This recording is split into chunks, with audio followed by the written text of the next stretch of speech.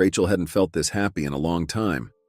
It's truly amazing how you find more joy in the happiness of your child than in your own. Life is strange in that way, prioritizing the happiness of others over your own. Today, Grace is getting married. And to whom? To a wonderful young man. Sean immediately won Rachel over. He had a solid education, something to do with computers, a profession that will always provide. Kind, smart, and well-mannered, coming from a good family, Grace simply radiates happiness by his side. And that's what matters most.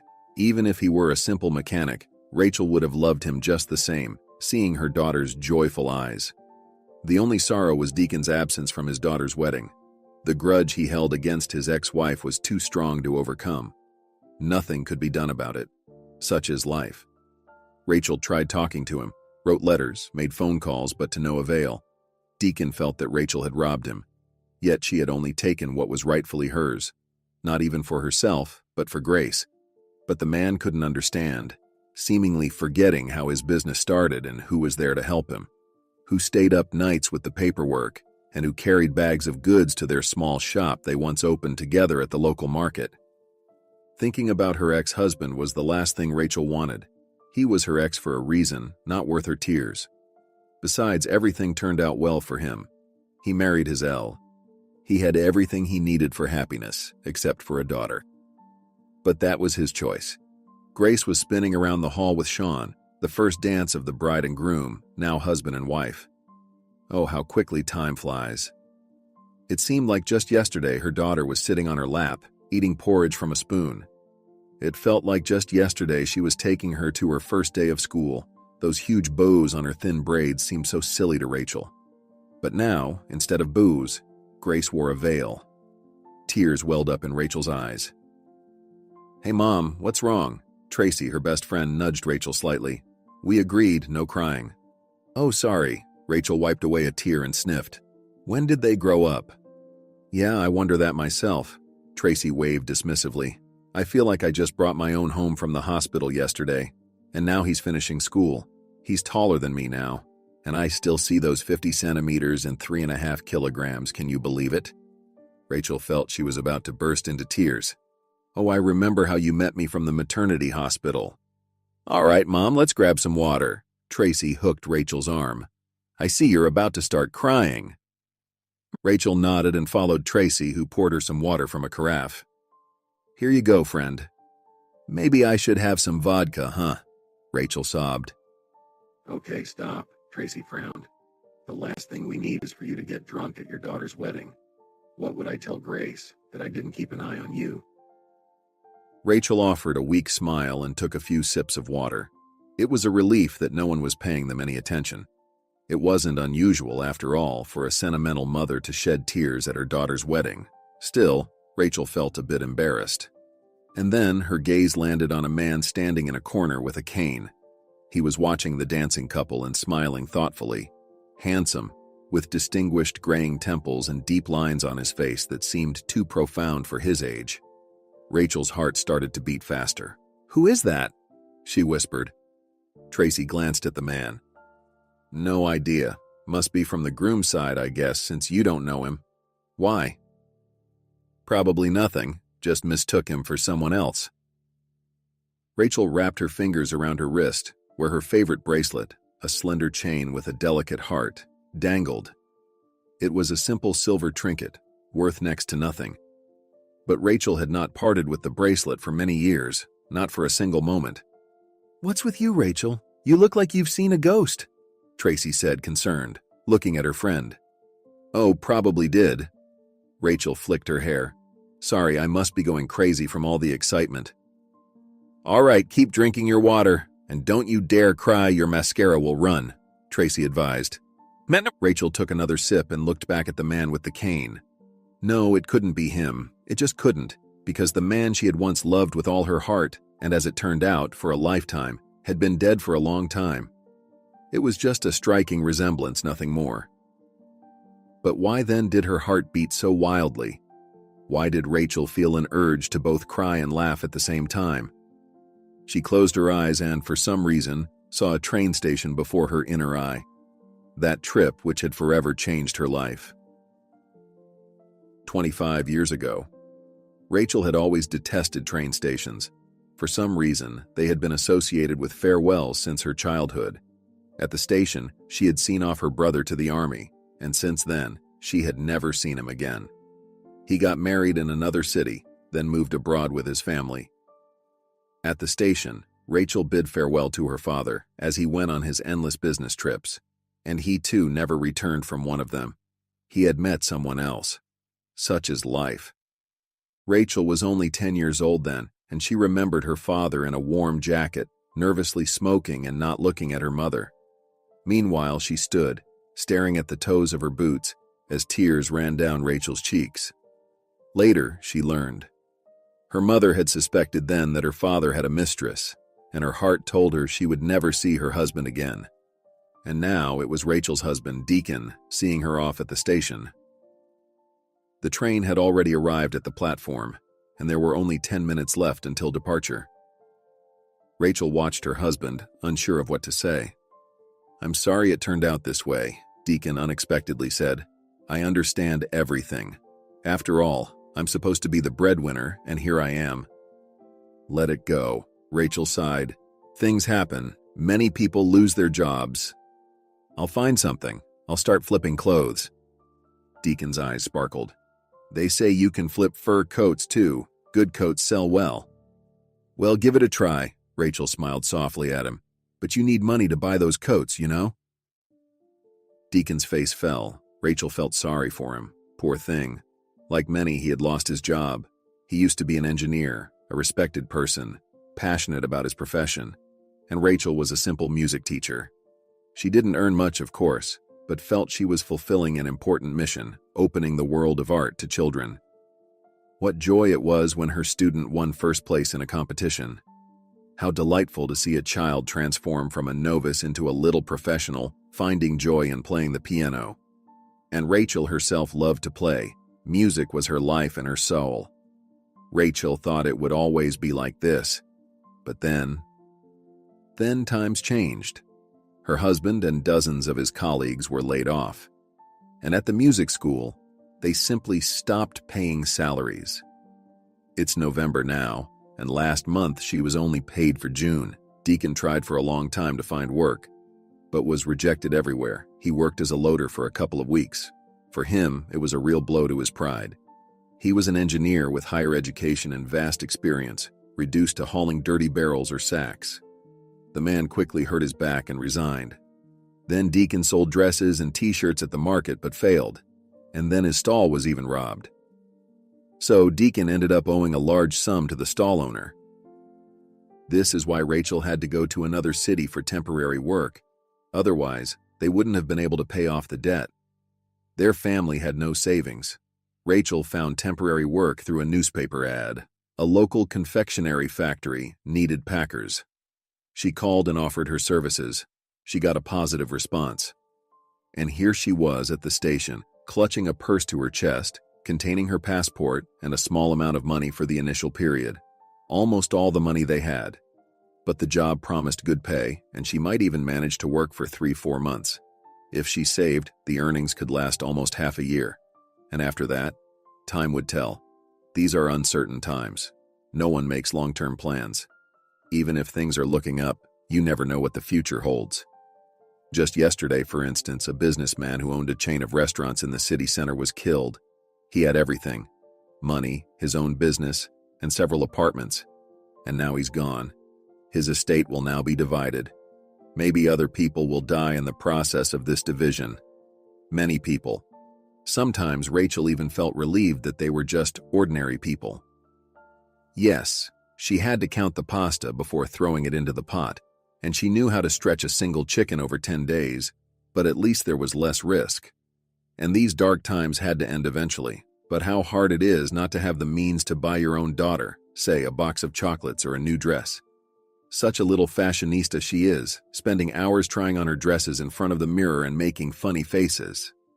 Oh, Grace. And Rachel so wished to spoil her to buy the toys Grace looked at with such a sad, grown-up gaze. But it's either a new toy or that cursed chicken. Rachel forced a smile and looked into her husband's eyes. Deacon, it'll be all right. This is all temporary. I get it, he grimaced. I'm tired of this poverty. What kind of man am I, sending you off to work, huh?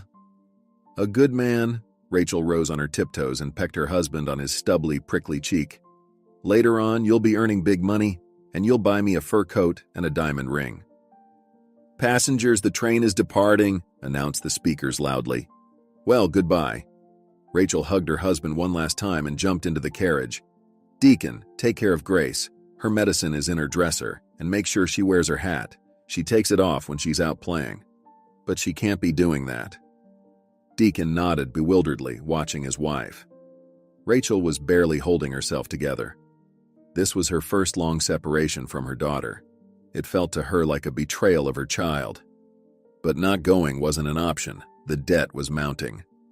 And so, the woman had no choice.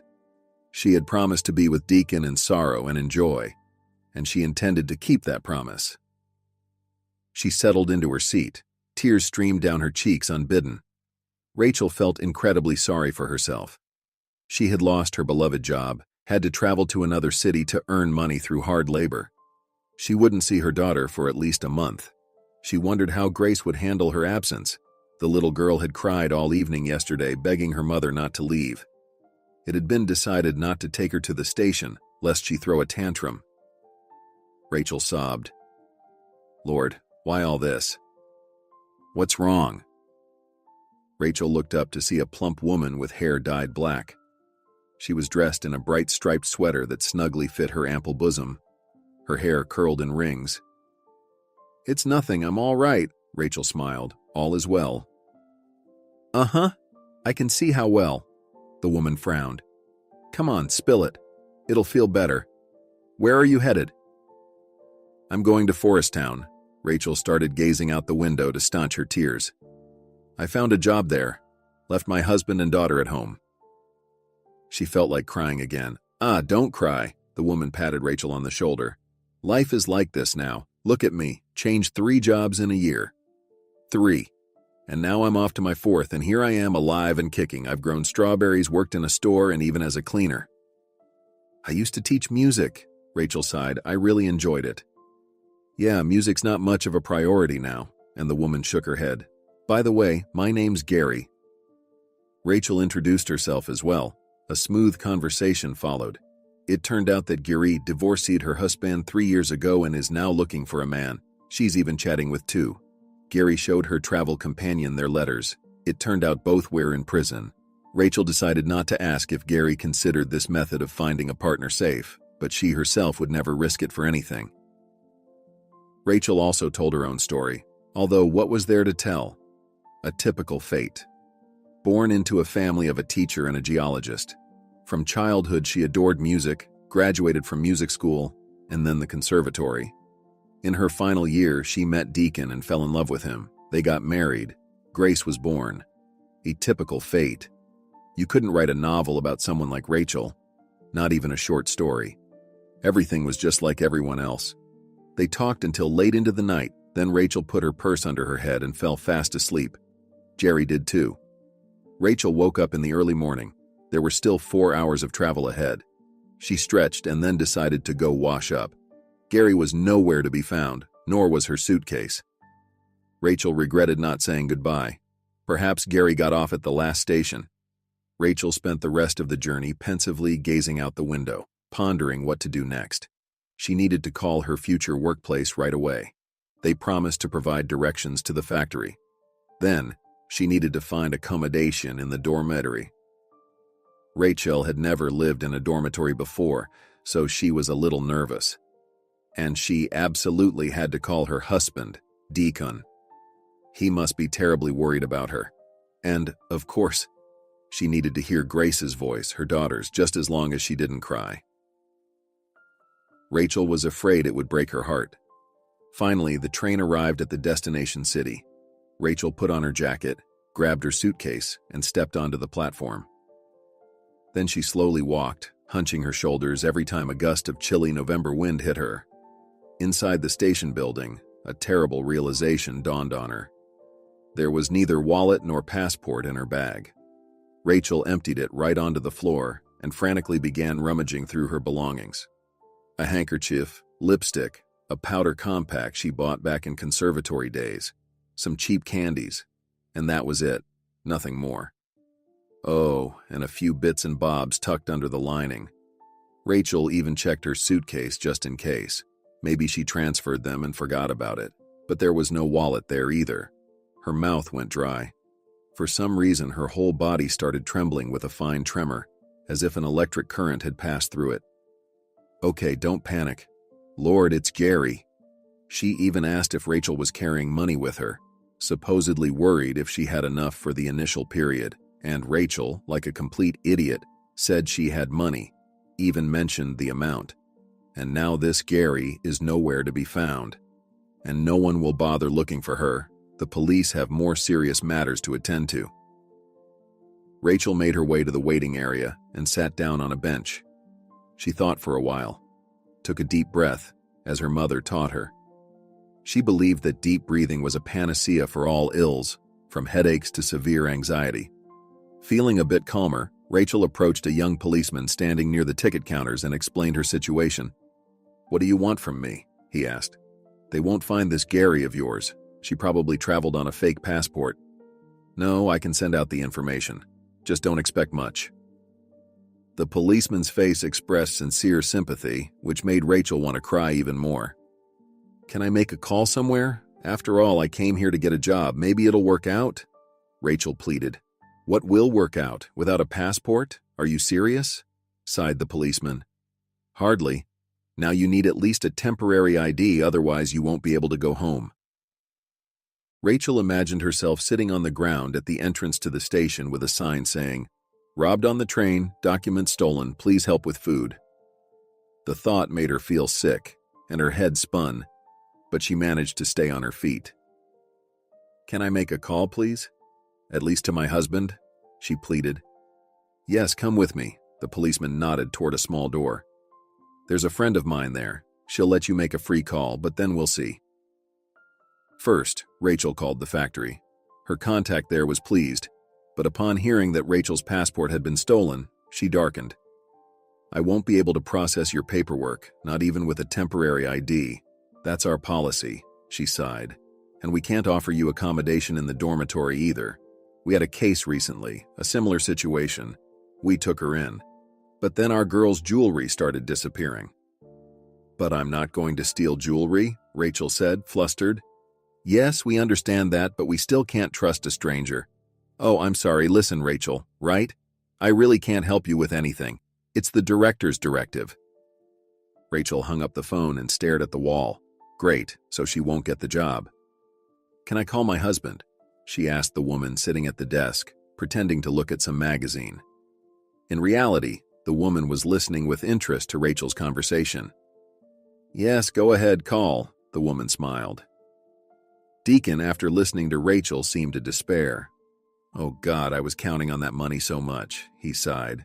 "Rachel, what are we going to do? I won't even be able to buy you a return ticket."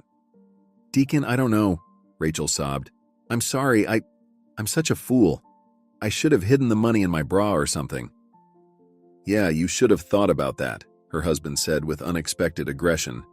"You're a grown woman, always some problem or another. How are we going to pay off the debt now?" "Deacon, it's your debt," Rachel blurted out. "Fine, I get it. I'll try to find the money," her husband said. "Call me back in the evening." Disheartened, Rachel returned to the waiting area. The policeman brought her a cup of hot tea and a cheese sandwich. Rachel thanked him wholeheartedly and ate. What was up with Deacon? Why was he so angry? Was she to blame for what happened? Although maybe she was, she should have hidden the money better and not tell everyone she met about the amount she had. Deacon's frustration was understandable. He had been on edge lately. Thinking about his debt, trying to earn but unable to find a way to get the money, Rachel touched her earlobe. Mom's golden earrings. The last memory. She had to pawn everything else, but she couldn't bring herself to sell the earrings. Her mom loved them dearly, wore them to important concerts and on holidays. Her mom had been gone for 5 years now, and Rachel wore those earrings without ever taking them off. Maybe she could pawn them too, and give the money to the conductor. Maybe she'd allow her to sit quietly somewhere, at least until she got home. Rachel sat next to the phone booth installed right in the station building. She didn't even have the money to make a call. How unlucky she was to get into such trouble, going for work. You couldn't say anything. Deacon was right. Rachel was an artist, not adapted to modern harsh life. She was born in the wrong era. All she knew was pressing keys. And who needs that now? An elderly woman in a long coat and a beret approached the phone booth. The beret caught Rachel's attention. It shone brightly in the light of dim lamps hanging from the ceiling. The woman dialed a number. "Mindy, where are you? I've been waiting here for an hour and you're still not here. What do you mean you're not coming? Do you realize you've let me down? I recommended you, respected people, mind you. Do you want this job or not?" Rachel became wary. The woman started yelling. "Mindy, I recommended you. They've been looking for a housekeeper for a long time. I arranged everything and you? What do you mean your husband won't let you? Oh God, couldn't you discuss this issue earlier?" She slammed the receiver. Rachel noticed how tightly her fists clenched. Suddenly, Rachel understood that she couldn't miss this chance. She grabbed her suitcase and almost ran after the lady in the red beret. She caught up with the elderly woman on the street. "I'm sorry, excuse me." Rachel touched her on the shoulder. "Yes?" The woman turned around and smiled faintly. "I'm really sorry." "Yes?" "I accidentally overheard your conversation. The thing is, I really need a job, you see. My documents and money were stolen on the train." "And what do you want from me?" The woman looked at Rachel as if she were crazy. "Well, I thought if some Mindy didn't show up, maybe I could, but well, it's probably silly." Rachel couldn't hold back and burst into tears. She must have gone crazy. Here she was, running after people, begging for a job, all alone, far away from her husband and daughter. But then, the woman unexpectedly gave Rachel a comforting pat on the shoulder. "Dear, please don't cry." "What's wrong?" "Nothing terrible happened. Everyone is alive. And about your offer, you see, this is a very respected family. They're looking for a housekeeper. I'm acquainted with the wife of the house owner. I promised to help, and the girl I found didn't show up." I'm good," Rachel sniffled childishly. "I used to work as a music teacher in a music school then. They just stopped paying. I came to the factory. Without documents, they won't hire me, and my documents were stolen. I've told you before, you can call my previous workplace. They'll confirm everything. They know me there, really. There were even articles in the newspapers about my students." The woman smiled widely. "All right, calm down, I believe you." "Really?" Rachel's eyes widened. "Let's talk a little at a cafe, and then we'll figure out how to help you. By the way, my name is Phyllis." "Oh, I'm sorry, but I don't have any money." Rachel sighed sadly. "I can't even afford to buy tea." "Well, I can buy you tea," Phyllis winked. "I like your persistence. But you understand, if something goes missing from the house, I'll have problems." Yes, of course," Rachel hastily nodded. "And I don't need tea. Why would you spend money?" They talked for over an hour. Phyllis asked Rachel detailed questions about her family, education, and work experience. Rachel even found her old music school ID in her bag, at least some form of identification. Finally, Phyllis delivered her verdict.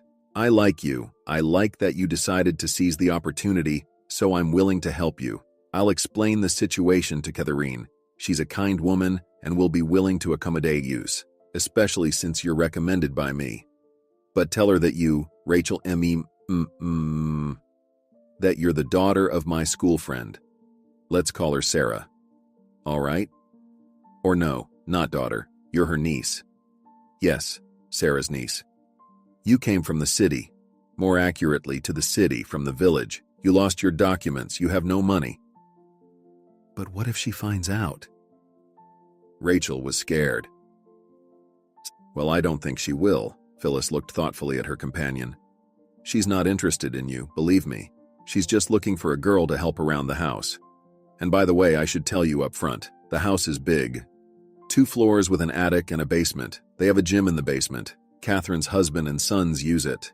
Anyway, there's cleaning, washing, baths, sometimes yard work. I must say there's a lot of work, but they'll pay well, but there are 2 conditions." "What are they?" Rachel became wary. "The first, of course, is not to steal." Phyllis pursed her lips. If something goes missing, you'll be fired immediately. Catherine had a bad experience with this before. A girl from an agency came, and then her gold watch disappeared. Well, I think you, being a sensible woman, won't steal. And the second condition. The second? Don't flirt with Catherine's sons. They're two, Lance and Mark.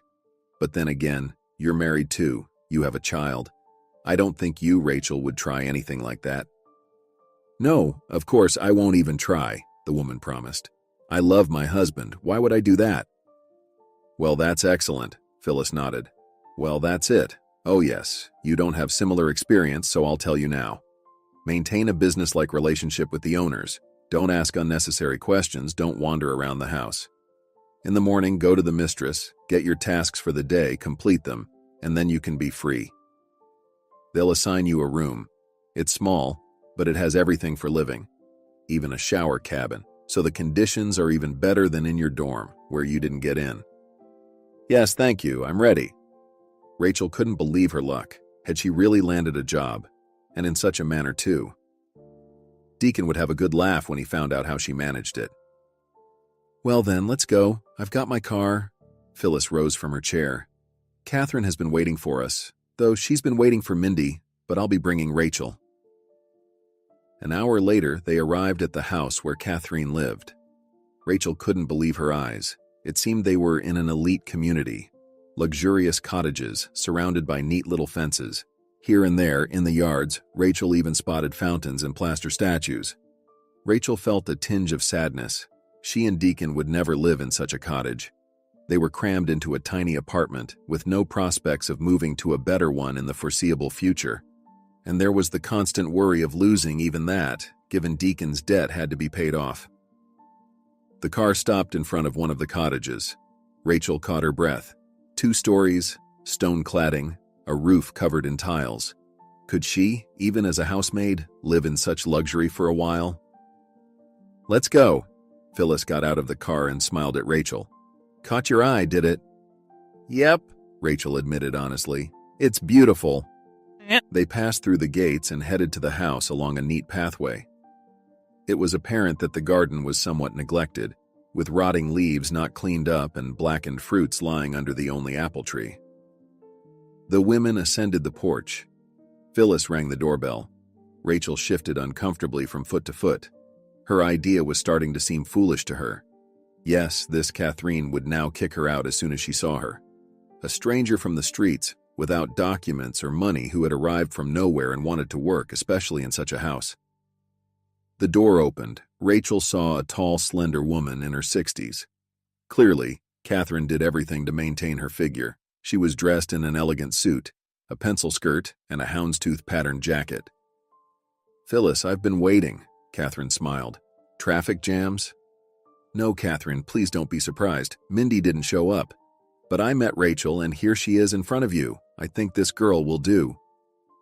Catherine eyed Rachel with surprise. And how do you know her, Phyllis?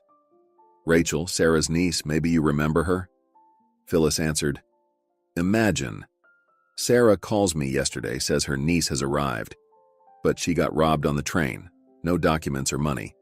The girl is good, and now she's looking for work. Maybe you can take her in, at least until she can get her passport sorted out. Catherine frowned slightly.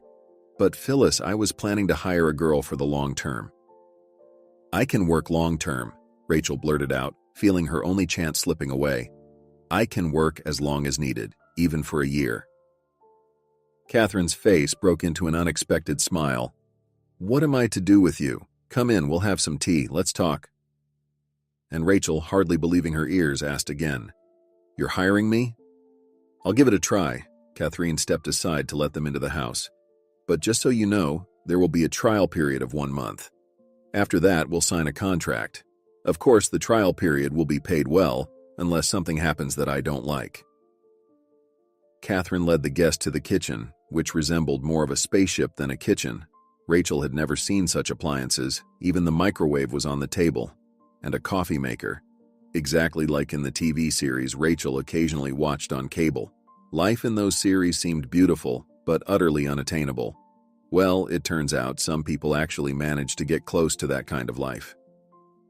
Pleased with all of Rachel's answers, Catherine said, "You're free to go for now. Your room is the last one down the corridor. Go left down the corridor, and you'll run straight into it. It's open, and the key is on the table. Make yourself comfortable. Rest. I'll give you an hour and a half, then I expect you here in the kitchen. We'll talk about your duties." Rachel nodded and darted out of the kitchen, clutching the handle of her suitcase, which seemed heavier than before.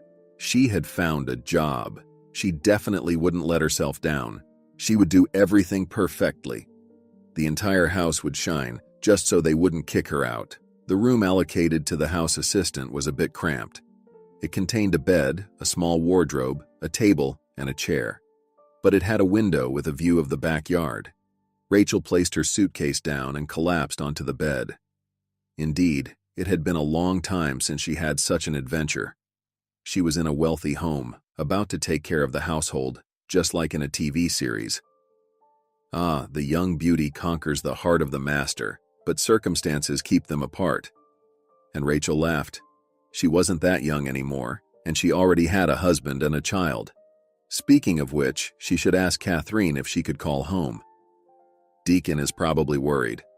As Rachel told Phyllis, the house even had a private shower stall, complete with a neatly folded towel in the cupboard. Rachel thoroughly enjoyed her shower, then dressed in clean trousers and a blouse. She thought working in such attire would be challenging. Perhaps she was supposed to wear some sort of uniform. An hour and a half later, Rachel entered the kitchen where Catherine was waiting for her, sipping tea. Another cup and a plate of cookies were also on the table. "Please have a seat." Catherine motioned to a chair. "So, have you settled into your room?" "Yes," Rachel nodded. "Thank you so much. I know it's scary to let a stranger into your home, but believe me, I won't let you down." I'm almost certain of that," Catherine smirked. "My husband is a kind and gentle soul, but his reputation is a bit complex, so rest assured, if something goes amiss—" Rachel turned pale. Was Catherine's husband some kind of gangster? And if she were suspected of theft, would they find her body in the river, weighed down with concrete blocks? Catherine burst into laughter. "Did you actually believe that? Don't worry. Benjamin is just a businessman." Rachel, feeling incredibly awkward, stuffed a cookie into her mouth and looked down. "All right, I won't scare you anymore." Catherine smiled, her eyes crinkling at the corners. Rachel found herself admiring her. Some women age so gracefully, and Catherine was definitely one of them. "So, Rachel, have your tea and listen up. The kitchen needs to be cleaned twice daily, morning and evening. We have a chef who comes in, but cleaning is not part of his duties, only cooking. If Albert, the chef, needs you, he'll let you know. Lance and Natalie's room is on the second floor. It needs cleaning once a day, but only when Lance is at work and Natalie is out. Don't rummage through drawers or closets unless a skid. Naturally, you'll need to clean the bathroom as well. Also on the second floor is Mark's room and his workshop. Do not enter his workshop. Heaven forbid Mark sees you there. You don't need to clean his room. I'll handle that." "Yes, understood," Rachel nodded. "I doubt you'll even see Mark. He spends his days painting, so he won't bother you. Your job includes cleaning my husband's office, too. Do not touch his desk. Benjamin gets terribly upset if anyone moves his papers, and only he knows their correct place. So, we're clear on that. Regarding the garden, it's also your responsibility. No need to plant anything, just keep the leaves cleared as needed. And of course, maintain cleanliness in your own bedroom and shower. That's it." Rachel pondered. Yes, it was a lot of work, but she was up for the challenge. After all, she desperately needed the money. "Rachel, about the hallways. You need to mop the floors there once a day, and that should be enough.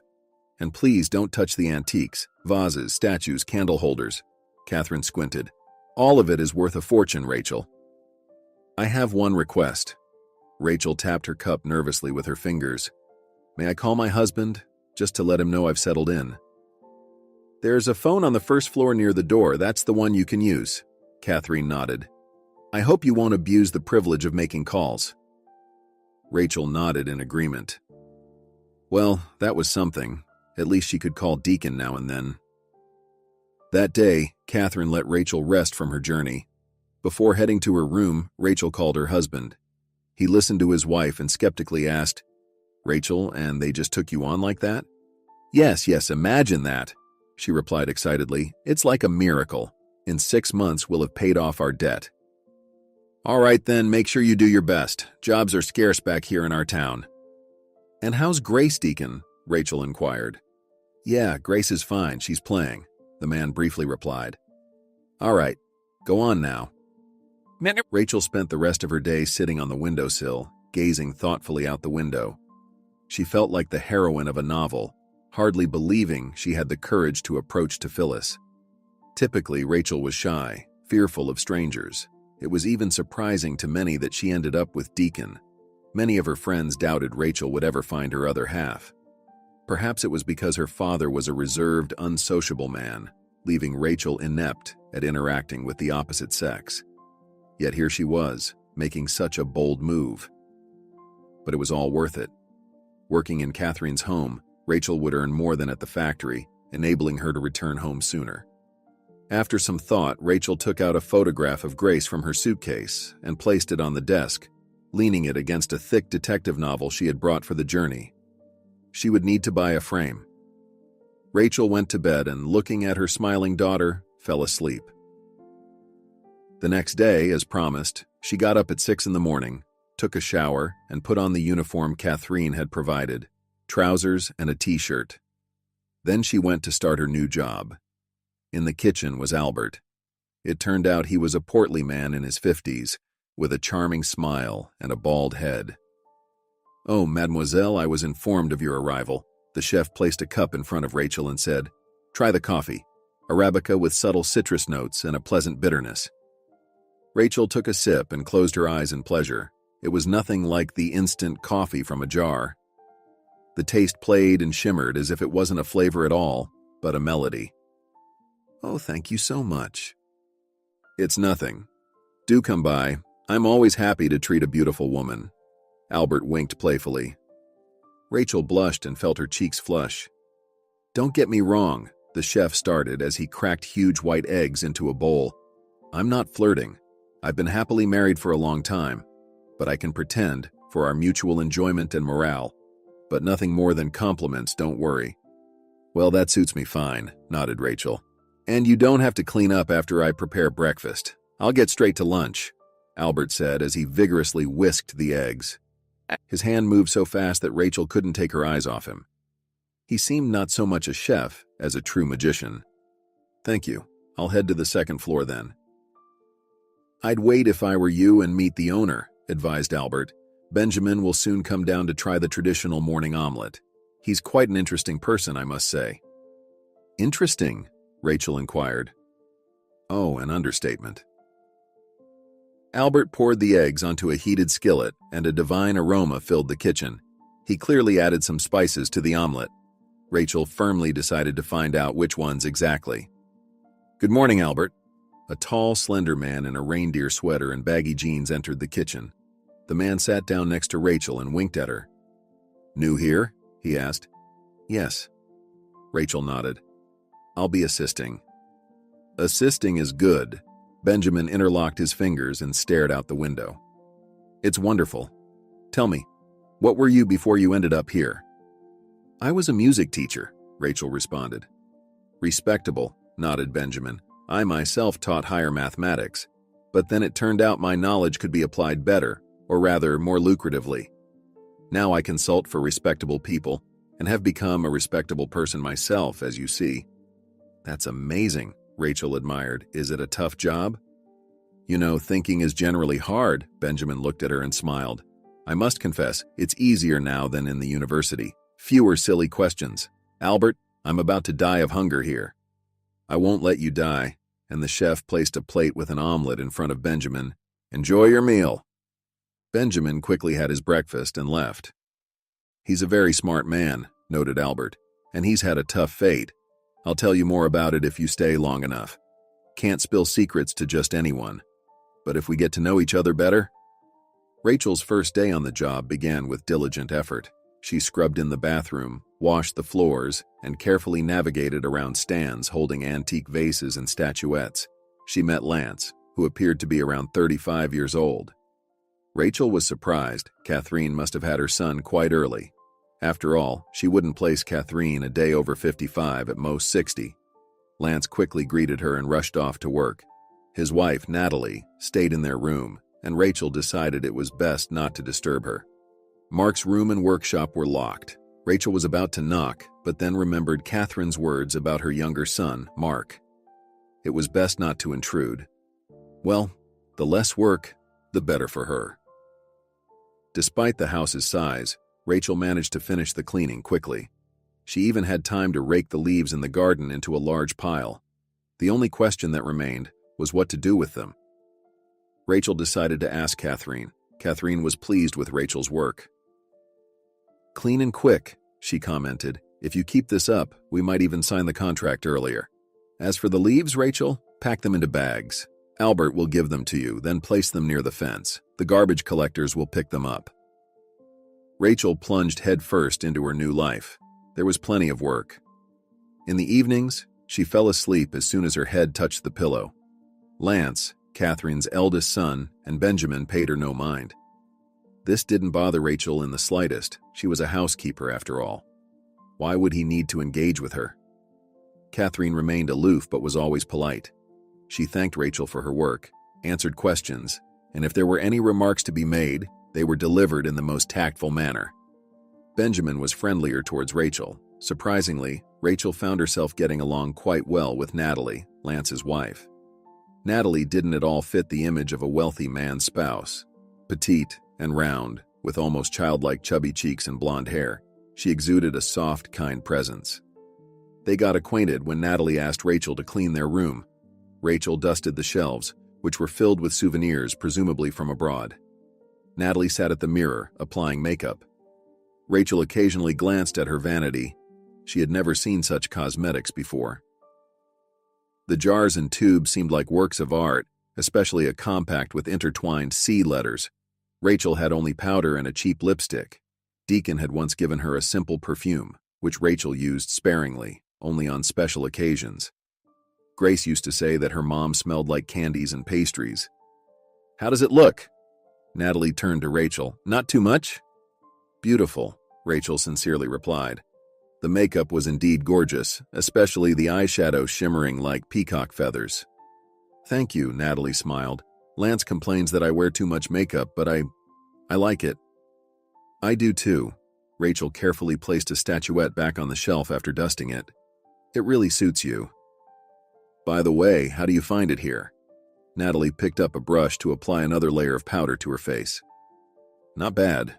Rachel picked up another statuette, this one of a little Indian man with a round, funny belly. "Just not used to it yet." "Weren't you a teacher before or something like that?" Rachel looked at Natalie in surprise. "How did you know?" "It shows," Natalie laughed heartily. "You have that teacher's look." "Did I guess right?" "Yes," Rachel admitted. "I taught at a music school, and my husband was laid off. Well, his position was cut, and I just left because they stopped paying." "Yeah, I understand my mom was laid off too," Natalie confessed. "But Lance is great, he helps her out. Can you believe it? My mom is a milkmaid, and here I am living in this place." "Indeed, you're lucky," Rachel nodded. "It's Lance who's lucky to have me," Natalie smirked. "No matter what Catherine says." "Yes, I agree," the housekeeper politely responded. "Oh, you don't know our whole story." Natalie waved her hand, her nails painted a bright red. "My mother-in-law doesn't really like me, to be honest. I keep telling Lance, let's move out, buy our own apartment, but he doesn't want to. So I just hide from Catherine. Whenever she sees me, she looks at me angrily, really, as if I've stolen something from her." "Well, listen, it's common for mothers-in-law not to like their daughters-in-law. My husband's mother also thinks he could have done better," Rachel said. "Except, when our daughter was born, she warmed up a bit. After all, a granddaughter arrived. But still, she inspected her when I came back from the hospital, almost with a magnifying glass. Probably trying to figure out if I had her with Deacon or some other man." Suddenly, Rachel mentally scolded herself. She couldn't talk to the hosts about her personal life. It's irrelevant. "Well, did you find any resemblance?" Natalie asked, laughing. "Yeah, I did. They even have matching moles," Rachel admitted. although I noticed once how Grace's mother-in-law tried to wipe off a mole from Grace's hand. Probably thought I drew it. Oh my, Natalie sighed. I hope I won't become like that when we have kids and they bring someone home. Honestly, I'm bored. Lance doesn't want me to work, and I obediently obey him as a faithful wife. So, I just blurted it all out. Rachel shrugged. It's nothing serious. No, you don't know everything, Natalie said. There's also this thing with Mark. Maybe if not for that, everything would be normal. I'd move out, Natalie said, staring thoughtfully at her reflection. Ugh, I'm tired of it. I'm drained. Anyway, I'm off. Swing by tonight, we'll chat, and I can read your tarot cards. On cards? Rachel exclaimed. Yeah, I have a friend, she's a gypsy, taught me. I used to do readings for everyone in college, always accurate. Just can't do it for myself. Anyway, after you finish cleaning, just lock the door here. Rachel felt a strange feeling after the conversation with Natalie. Surprising. Natalie should be happy. She has everything. Lots of clothes, makeup, and she lives in a huge house. Yet, she seems unhappy. And what's this story with Mark?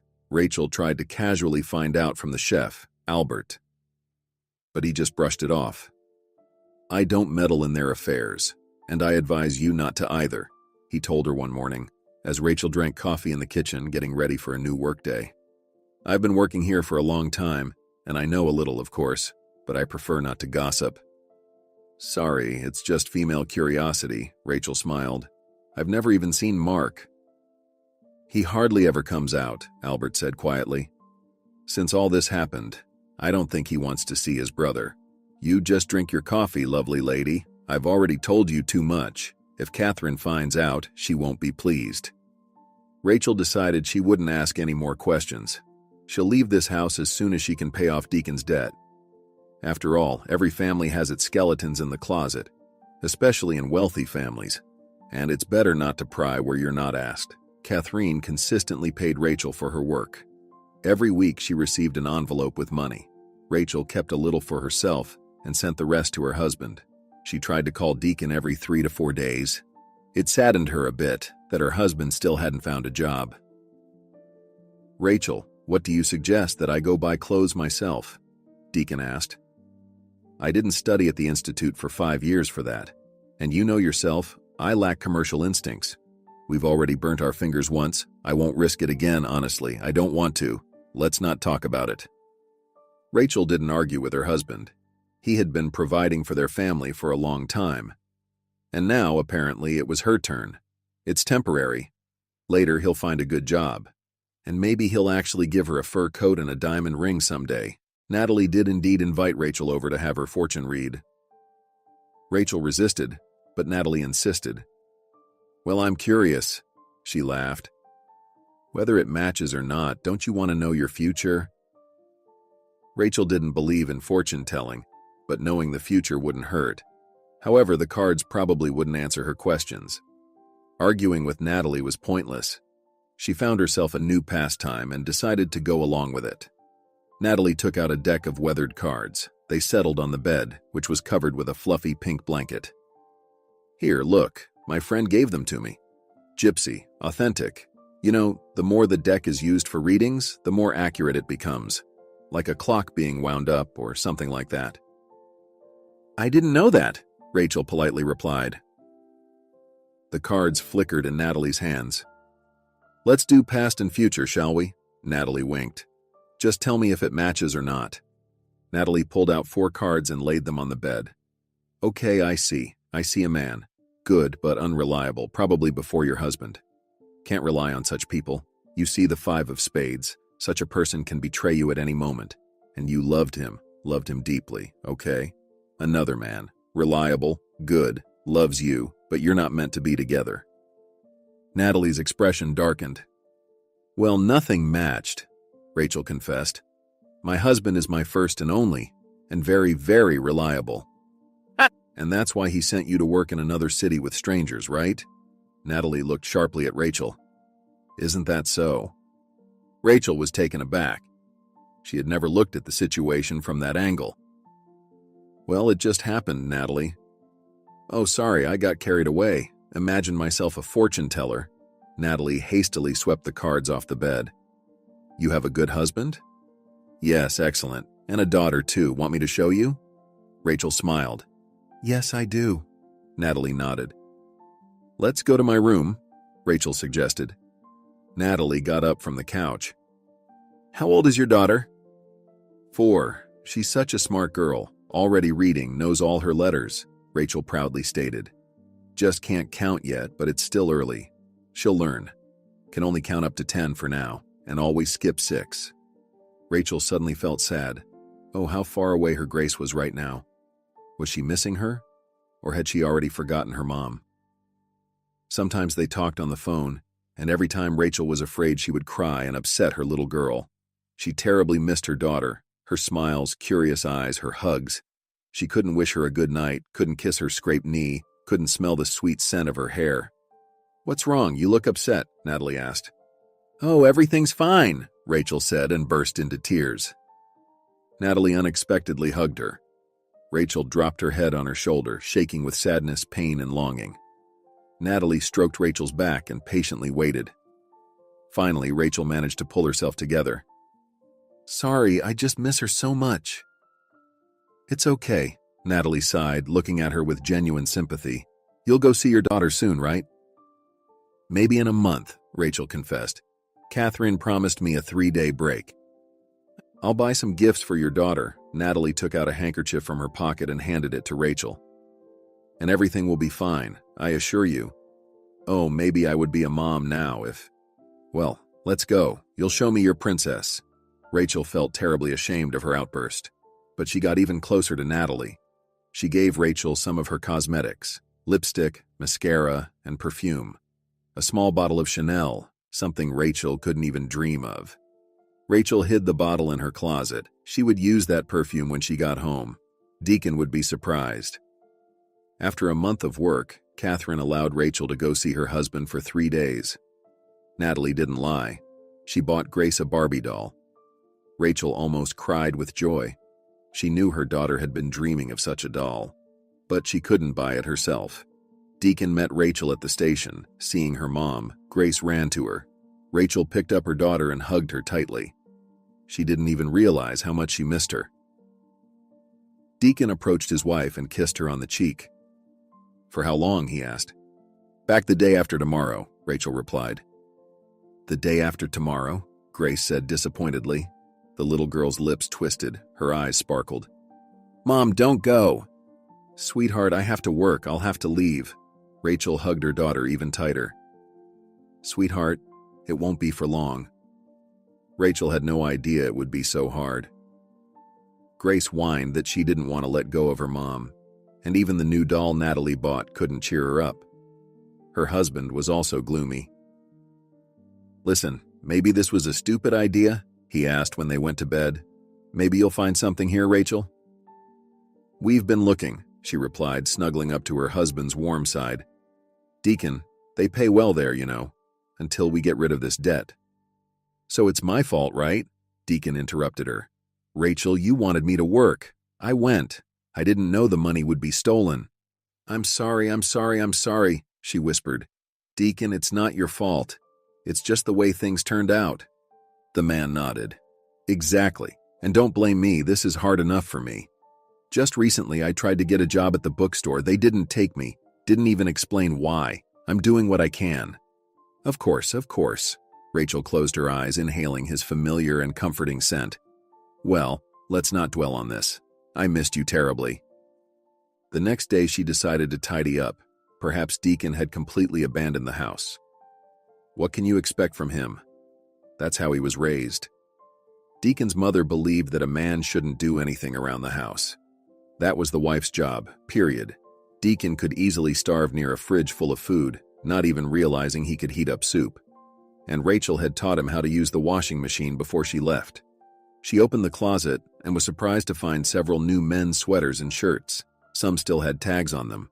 Rachel looked at the price tags on the shirts and was stunned. Wow, quite expensive. There were also new jeans that Rachel didn't remember at all. At lunch, she asked her husband where he got the new clothes. He shrugged calmly. Well, I'm looking for a job. I need to look decent, right?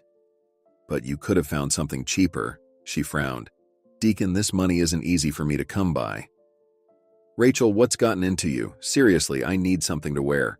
I'll find a job and will only buy things for you, I promise, since it's so important to you. By the way, when you were on maternity leave, I supported you. Deacon raised his voice slightly.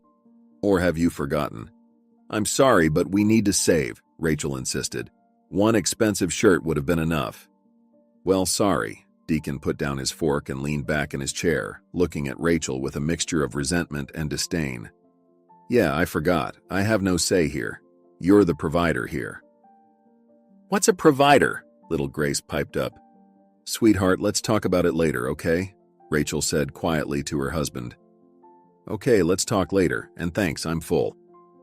Deacon got up from the table and went into the living room. A minute later, Rachel heard the news anchor's voice. Apparently, Deacon decided to watch the news. Is Daddy upset? Grace asked, sounding worried. No, sweetheart, Daddy just wanted to relax, Rachel said, struggling to hold back tears as she stroked her daughter's head. Let's go to the park, get some ice cream. How about that? Rachel spent the rest of the day with her daughter. She was happy and almost forgot about the argument with her husband. Maybe she was wrong to scold Deacon over such trivial matters. And the money wasn't that hard to come by for her. The hardest part for her was being away from her loved ones. So what if Deacon bought himself a couple of shirts? Was it worth causing a scandal over it? Certainly not. Throughout the night, Rachel cooked food for her husband and Grace. She made a huge pot of soup, fried some cutlets, and even baked a pie. In the morning, she quietly packed her things, woke up her daughter, kissed and hugged her, warm and sleepy. Then she went to the station. It was better this way. Grace would understand her someday, when she grew up. And Deacon? Deacon understood everything already. It was just hard for him right now. But everything would change. It would definitely change. They just needed to endure a little longer. Rachel tried to distract herself from her sad thoughts by immersing herself in work. She even did a thorough cleaning of the attic and tidied up the guest rooms, which wasn't part of her duties. She spruced up the garden, even managed to uproot 2 stumps on her own, much to the surprise of the homeowner, Benjamin. He even allowed her to organize the bookshelves in his study, something Catherine said none of the previous housekeepers were allowed to do. Rachel was pleasantly surprised. Benjamin had amassed a huge library, classics, modern authors, even rare editions. It was clear that the books had been read. In the margins, Rachel found Benjamin's pencil notes with his thoughts. After she finished, Benjamin appreciated the result. Well, finally some order. I couldn't do it all myself. Do you like to read? He asked. Yes, I love it, Rachel nodded. You have a wonderful collection. If you want, you can take some, Benjamin smiled at her. Of course. Put everything back in place. Take whatever you want. Only Mark and I read in our family. It's a pity that most of these books are practically idle. Rachel was overjoyed. She had loved reading since childhood. And now, living in Benjamin and Catherine's house, she suffered from the absence of books. She even read the detective novel she had taken on the train 3 times.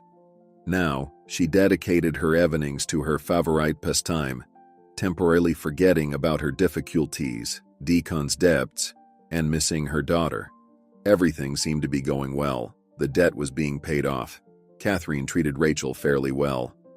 The contract had been signed long ago, but then an event occurred that almost led to Rachel's dismissal. She was cleaning on the 2nd floor. Catherine finally entrusted her with the collection of antiques. Wipe off the dust, but be careful, then mop the floor, the hostess said in the morning. No cleaning agents or powders. This is ancient Chinese porcelain. Rachel enthusiastically got to work. Several stands with vases were placed near Mark's room door. Rachel pondered.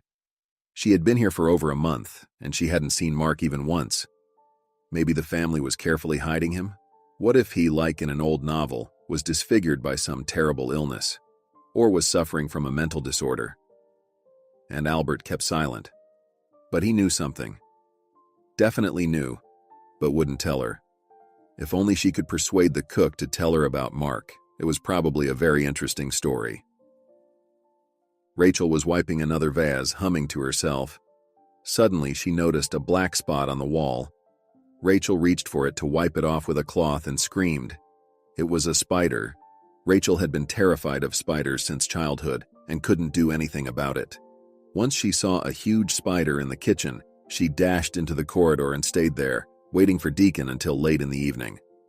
Right in her robe and slippers. Deacon teased Rachel for a long time then, saying, "Thanks for not burning down the apartment along with that poor spider." Rachel jerked back sharply and bumped into the stand on which the vase stood. Like in slow motion, the vase flew to the floor. Rachel froze, not even attempting to catch it. She was paralyzed with horror. With a loud crash, the vase shattered, scattering into several dozen shards. Rachel froze. That was it. She would never pay off Catherine and Benjamin, and all because of some spider that mysteriously appeared on that wall. Goosebumps ran down her spine. Rachel covered her mouth with her hand and closed her eyes. Maybe she would open them, and the vase would be back in its place. The door creaked. Rachel opened her eyes. From Mark's room rolled out a wheelchair with a young man sitting in it, dressed in a t-shirt and jeans. His legs were strangely unnaturally twisted, as if they belonged not to him but to a puppet, whose controlling strings had been cut. The man's hair was tied back. Rachel noticed colorful stains on his t-shirt. "What's this?" he asked. "The vase." Rachel pointed to the floor. "I accidentally broke it." "Oh, Mom definitely won't forgive you for this," the man smiled. Rachel found his smile extremely silly and inappropriate. With that vase breaking, her life had just shattered after all. But Mark found something funny about it. "What happened?" Rachel looked around. Catherine approached them. She had already noticed the broken vase. It was evident from her expression, and that expression didn't bode well for Rachel. "So, what happened, I'm asking?" Mark continued to smile, looking at Rachel. Clearly, he was truly crazy. "Rachel, I told you to be careful." Catherine waved her hands. "I thought you were a reasonable person and understood everything. Do you know how much it costs?" I don't know," Rachel mumbled. She wished she could sink into the ground, straight into the fiery lava. She would feel much more comfortable there than in this hallway right now. "Mom, don't scold her," Mark said calmly. "It was me who broke it." "What?" Catherine was surprised. What? I'm saying I broke it. I went to get paints. They're in my room. I accidentally bumped into it. I've been telling you not to keep those stands here. I've bumped into them before, but always managed to catch them. And now it broke.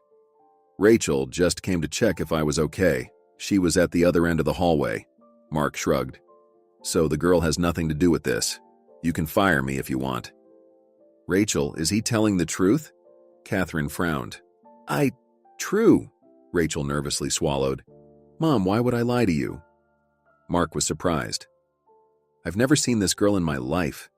If she broke the vase, I would have told you." Catherine shifted her gaze from Mark to Rachel, who froze like a deer in front of a hunter. Then, suddenly, the woman waved her hand. "Okay, son, I believe you. We'll remove the vases indeed, you were right. Rachel, gather the shards. Maybe we can salvage something." The maid hastily nodded. It was awkward for her to lie to Catherine, but too much depended on this job in her life. Catherine, however, looked skeptically at Rachel. "I believe my son, but if something like this happens again..." The homeowner turned and walked towards the staircase. Rachel watched her with a frightened look, then glanced at Mark, who was still smiling. "Thank you," she said. "Don't mention it," he winked, and Rachel noticed that he had incredibly beautiful colored eyes. Tea-colored, warm, kind. In such eyes one wanted to drown. Rachel shook her head. Probably these thoughts were due to the stress she had just experienced. "All right, have a good day." Mark nodded gallantly, turned his wheelchair and rolled into his room, leaving Rachel alone. It turns out he really is sick. Can't walk. I wonder, is it because of an illness, or did he get injured sometime? But what does Rachel care about this anyway? But damn, his eyes are so beautiful. She has never seen such eyes, and such handsome men, a special noble beauty. Thin face, high cheekbones, looks like his brother, but slightly better. It happens in families when two children look extremely alike, but one seems ordinary, and the other you can't take your eyes off. Rachel started gathering the shards. What is she even thinking about? Probably it's because of the separation from her husband. She'll soon start throwing herself at men. But she has never been like that. And then she saw those brown eyes, and now she can't get them out of her head. What nonsense. Rachel collected the shards, took them to Catherine, who apparently didn't believe her son's words. And then she went to her room. Rachel couldn't concentrate on her book. Mark's face kept coming back to her mind, and his thin, almost foreign-looking, paralyzed legs. Poor guy, so beautiful and so unhappy, living within four walls, not even going out to the garden. Rachel scolded herself immediately. She has a husband, and she's only thinking about Mark because she feels sorry for him. It's a normal human feeling. Just in case, Rachel decided to call Deacon. He didn't answer immediately. "What's up?" "I just missed you," she said softly. "I wanted to hear your voice." "I understand." From his voice, Rachel understood that Deacon was smiling. "Darling, when will the money come? I got a call about the debt. They said a lot over the phone." "Soon," Rachel panicked. "I should get it tomorrow. I'll send it right away. How's our daughter, Deacon?" "Grace is already asleep." "Okay, I'll go too. Got an interview in the morning. Maybe I'll get a job." Rachel said goodbye to her husband and hung up. For some reason, she felt uneasy, as if a storm was brewing, and something she tried not to notice was surfacing from the depths. Why is Deacon so cold with her? Why do they only talk about money lately? He hasn't said he loves her, that he misses her for so long. No, this is nonsense. He's just nervous. Tired of being brokey, tired of being unemployed, and now the whole house depends on him. And he doesn't know how to do anything. It's good that her mother-in-law agreed to help, or Deacon would live in chaos, eating only scrambled eggs. Perhaps Rachel is a very bad wife and mother, but at least she didn't lose her job. And all thanks to Mark. Thanks to Mark. She almost didn't thank him. He saved her from being fired. She should say a few words to him, otherwise it doesn't feel right. But is it appropriate? Rachel thought for a moment and decided that saying a few words is still appropriate. Looking around, she went to the stairs. Near the empty pedestal where the vase stood this morning, she paused briefly. Her mother always taught her never to lie under any circumstances. And she, it turns out, lied. Although no, Mark lied. And she just stayed silent and waited for Catherine's verdict. Maybe this doesn't count as a lie? Rachel timidly knocked on the door. "Yes?" came the response. The woman took a deep breath and entered the room. It was a studio. Mark sat in a wheelchair near the easel. Rachel couldn't see what he was painting. The canvas was facing the window. Mark smiled again, and for a moment Rachel was speechless from his smile. "Rachel, if I'm not mistaken, right? Dad mentioned you," Mark said, wiping the brush on a rag. "Yes, that's right, Rachel." Her voice was somehow hoarse and unfamiliar. "I just wanted to thank you. You saved me." "Oh, come on." He threw the brush on the table. "It cost me nothing. But these vases, they are beautiful, of course, but Rachel, nobody's life is worth breaking for them, agree? And you, as I understand it, really need this job." "Natalie told you?" Rachel blurted out. "No." Mark suddenly darkened. "Not Natalie, Dad. No. Don't think he knows more than what you told him. But I suspect if a music teacher starts making a living from cleaning, she has serious reasons for it. Or am I wrong, Rachel?" "No, you're not wrong," the housekeeper smiled. "Well, that's how it turned out. Nothing to be done." "And you sit down." Mark gestured to the couch. "Would you like some tea? I even have an electric kettle, all the amenities. I often write at night, make coffee for myself." "And is this yours?" Rachel looked around and realized that the walls from floor to ceiling were covered with landscapes and still lifes. There were portraits too. Rachel recognized Catherine, Benjamin, and Lance. Only Natalie was missing for some reason. "Yes, I draw." Mark approached the table, where there was a kettle, a jar of coffee, and a box of tea. "Tea or coffee?" "Tea. Coffee keeps me awake," Rachel said. He smiled and pressed the button on the kettle handle. There was a quiet hum. For a while, they sat in silence. Rachel scolded herself for deciding to come. God forbid Catherine finds out. She'll think Rachel is seducing her younger son after all. The second act will definitely not be forgiven. Miss your family? Mark suddenly asked. Yes, Rachel admitted, very much. I'm afraid my daughter will stop recognizing me. She won't. She loves you, Mark said. Children always love their parents no matter what. Rachel, what did you play? They started talking. Rachel talked about herself, about Grace, her funny phrases. She talked about the music she loved most in the world. And Mark listened to her, looking at her with a strange, pensive gaze, as if he saw not Rachel, but something inside her. Her soul. This thought troubled Rachel. No, he wasn't undressing her with his eyes. Nothing like that, but those eyes saw her true self, and she had no doubt about that. It was a strange, new feeling for her, strange and unusually pleasant. He also shared about himself, though not much. He studied at an art school, then at the academy. You know, when I saw the works of Quincy and Levitan in my childhood, I realized that I couldn't do anything else, Mark said. Their paintings, they seem to breathe. Yours too, Rachel said. It's incredible, creating life on canvas. Rachel, forgive me, but can I draw you? Mark suddenly asked. Is it convenient? She blushed. Catherine will scold, won't she? She won't, he winked. We'll do it in the evenings. Oh, sorry, it sounds ambiguous.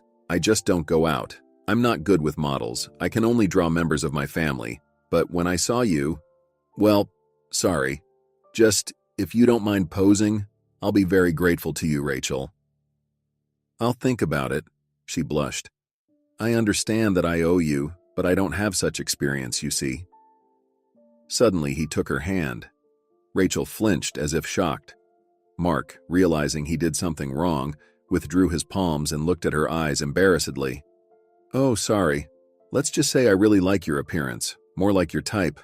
Something from the pre-Raphaelites. Delicate features, light hair. I'm not saying this as a man, I'm saying it as an artist to you, Rachel. So, Rachel, I'll be grateful if you agree. Thank you, I'll come, Rachel said quietly. Mark brightened up. Oh, wonderful. I'll be very, very glad. Thank you very much. She said goodbye to Mark and went to her room. Rachel was tormented by a strange excitement, as if a fire had ignited inside her, warm but restless, threatening to turn into a blaze. It was both sweet and frightening feeling. What was happening to her? Was she going crazy? No, she wouldn't pose for Mark. She would say she changed her mind. She would say she didn't have time, that she didn't want Catherine to think they were up to something unclear. And Deacon probably wouldn't appreciate it either, his wife sitting in front of another man for hours.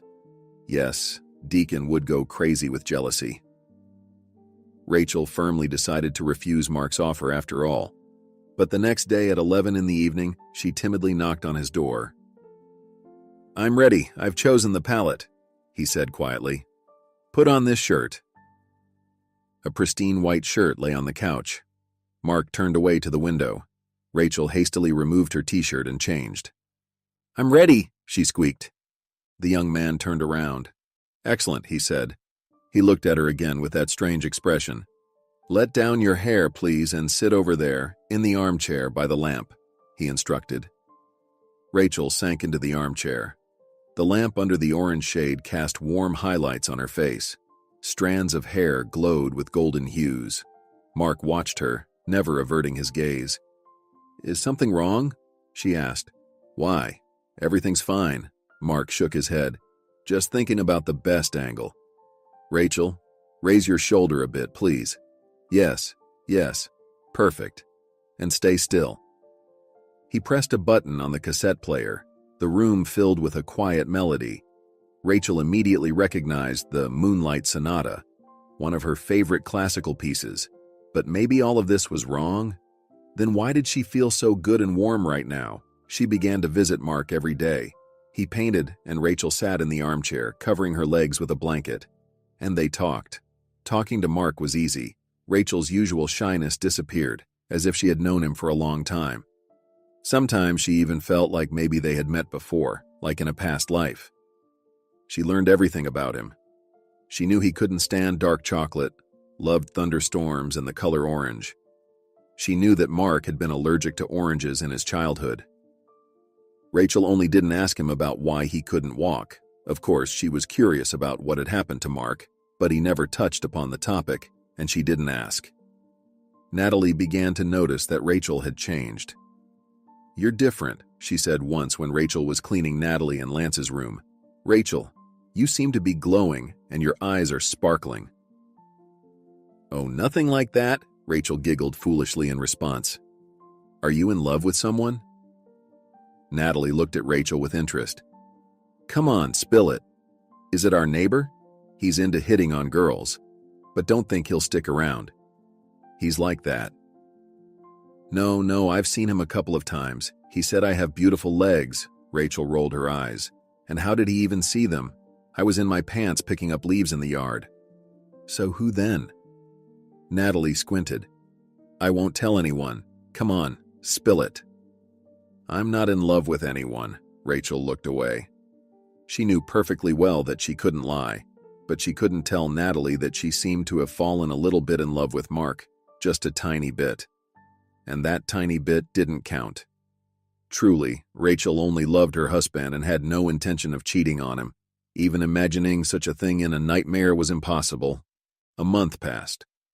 Rachel visited Deacon twice, spent a lot of time with Grace. Deacon, however, remained cold. He found a job standing behind the counter of a stationery store, but they paid him little, with a meager salary plus a commission from sales. The debt was gradually being paid off, but there was still a significant amount left, which Rachel was supposed to earn herself. One evening she walked into the kitchen. Chef Albert was preparing dinner. The homeowners were absent. They had gone to Benjamin's brother's birthday party. Only Rachel, Albert, and Mark were at home. Rachel was drinking tea. Albert was making a light dinner, seafood salad, and carrot pie. "Rachel, we need to talk," Albert suddenly said. "What's the matter?" she asked, surprised. "Did something happen?" "Not yet, but it might." Albert put the ready salad in the fridge and sat opposite her. "I know you've been visiting Mark. I went to see him. He didn't have time to hide your portrait. He usually covers it with cloth, but this time he forgot, apparently. Rachel, do you meet him often?" No, not at all." Rachel felt her hands tremble as she put the cup on the table. He just asked me to pose for him. I agreed. What's wrong with that?" "Rachel, he hasn't painted people in a long time and hasn't talked to anyone. And now he's changed. He hums something, even started playing his harmonica again." "On the harmonica?" Rachel couldn't help but smile involuntarily. "Yes, he used to be into it. Now he's picked it up again. I don't like it." "But why?"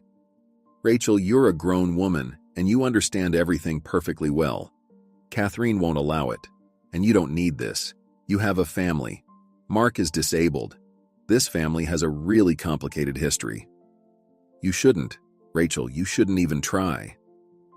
"Me, I'm not trying," the woman exclaimed. "What are you thinking, Albert? Do you think I'm trying to seduce a wealthy heir? I just fulfilled his little request. He didn't even touch me once." "But he wouldn't refuse." Albert looked thoughtfully at his interlocutor. "Rachel, I can tell you something, but without details. If Catherine finds out I told you, we'll both lose our heads. But maybe you'll be able to look at the situation from a new angle, so to speak." "What are you talking about, Albert?" Rachel looked at the chef in confusion. "I don't understand you." "Then listen, it's all too complicated, Rachel, really." Benjamin didn't become a wealthy man right away. For a long time, he worked as a university lecturer, teaching advanced mathematics and occasionally writing scientific articles. He even published a monograph, which he was very proud of. He had a very ordinary family. His wife, Catherine, was a housewife, and they had 2 sons. The elder, Lance, and the younger, Mark. At some point, Benjamin developed a new hobby, game theory applied to economic processes. He diligently studied this area of science, made his own calculations, and published a couple of papers. And then difficult times began. They stopped paying salaries at the university. Benjamin fell into despair. He had to feed his wife and 2 children. The family's financial reserves were rapidly dwindling. Benjamin had to sell the car. Then they sold the country house that Catherine adored. Seeing his wife's tears, Benjamin decided he would definitely find a way to earn money. His family deserved the very best, and he resolved to do it. He approached one of the local businessmen directly. I know how to double, if not triple, your income, he said. Do you want to talk? At first, the businessman didn't believe Benjamin, but he managed to persuade him to meet. He presented his ideas, backed by calculations. For now, I'm doing this for free, Benjamin calmly said. I want to test my theory. If the profits increase, I hope for compensation. To Benjamin's surprise, the businessman indeed used his ideas and reached a new level. He didn't forget about his consultant. He hired Benjamin as an assistant manager.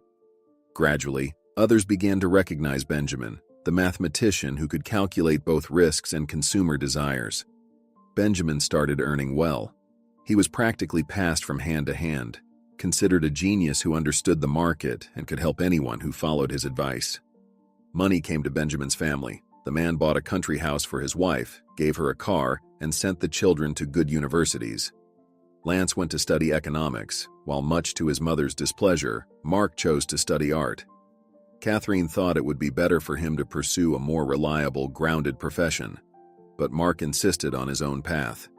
He wanted only one thing, to paint. Art was his passion, his life, and his breath. Mark's works were really liked by his teachers. Everyone noted his talent, his ability to paint easily, vividly, and at the same time uniquely in his own style. Some even whispered that he could become a world-famous artist in time. When Mark was in his final year at university, he met Natalie.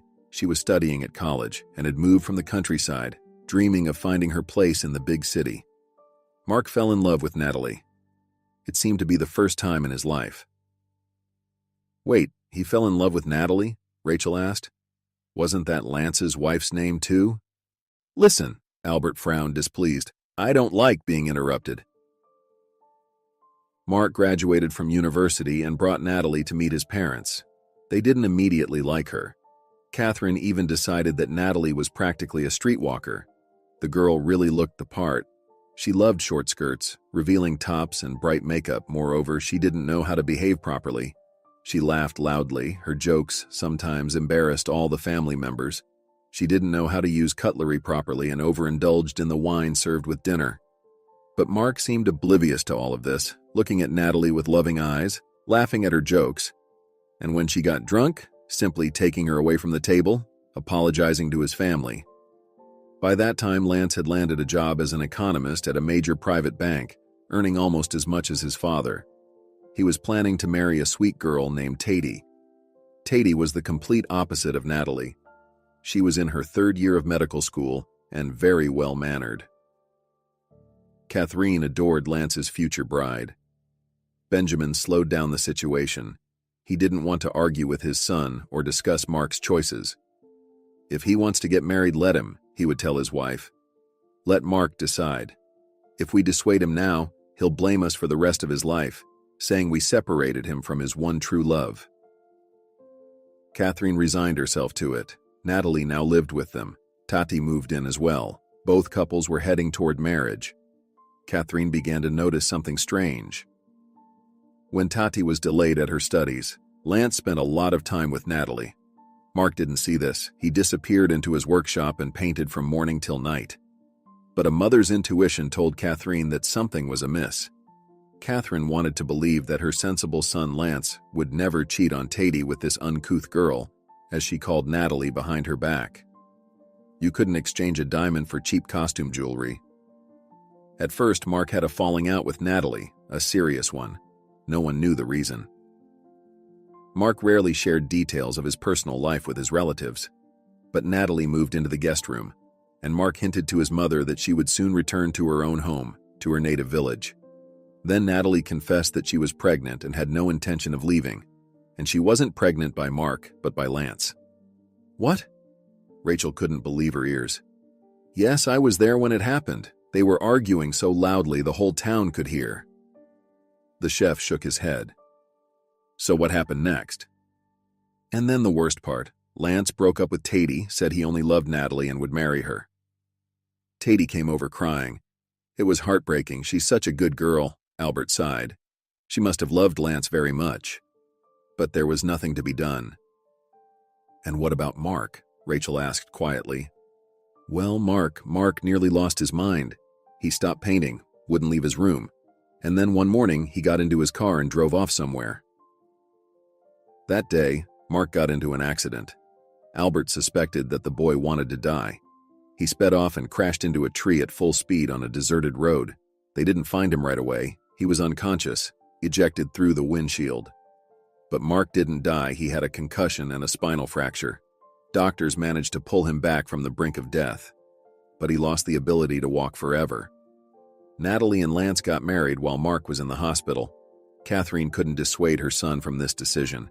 Benjamin, on the other hand, simply resigned himself to it. He didn't have the energy for it. He spent all his time with Mark, searching for the best doctors and paying for expensive medications and surgeries. Then Natalie had a miscarriage. At least, that's what she said. But why didn't Lance leave home? Living near his brother, feeling such guilt towards him must be unbearable, Rachel wondered. Natalie doesn't want to, Albert frowned. I overheard their conversation myself. Natalie doesn't know how to talk quietly. She's always shouting. She likes living here, and Lance always gives in to her. And Catherine won't kick her son out of the house, right? I don't know what's so special about this Natalie. She's flashy, of course, bright. Maybe that's it?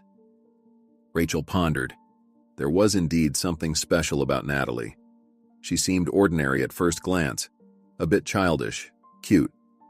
But she spoke and looked in a special way. She even looked at Lance with a special gaze. The kind Rachel couldn't manage. She was captivating. Yes, that's right. Perhaps if Rachel were a man, she too would be captivated by Natalie. And where will Mark go? Albert continued. He sells his paintings, of course, but it doesn't bring in much money, and he's worse at painting after the accident. Benjamin said it's as if the soul has left his paintings. He paints like a robot, and that's how they live now. Lance avoids his brother. Natalie avoids Mark, too. Catherine suffers from guilt for letting Natalie into the house. And as for you and me, it's the little things. Fetching, cooking, cleaning up, and disappearing from sight. Albert, I don't want anything from Mark, really, Rachel said. Her voice trembled. We're just talking, he's painting me, and that's all. Rachel, use your head, Albert hissed. You're not a silly girl. Mark sits at home all day, saw you, maybe fell in love. Although I have no doubt about it, he even brought out his harmonica. And you'll return to your husband and daughter. And then what? I've known this family for a long time. I feel sorry for Catherine and Mark.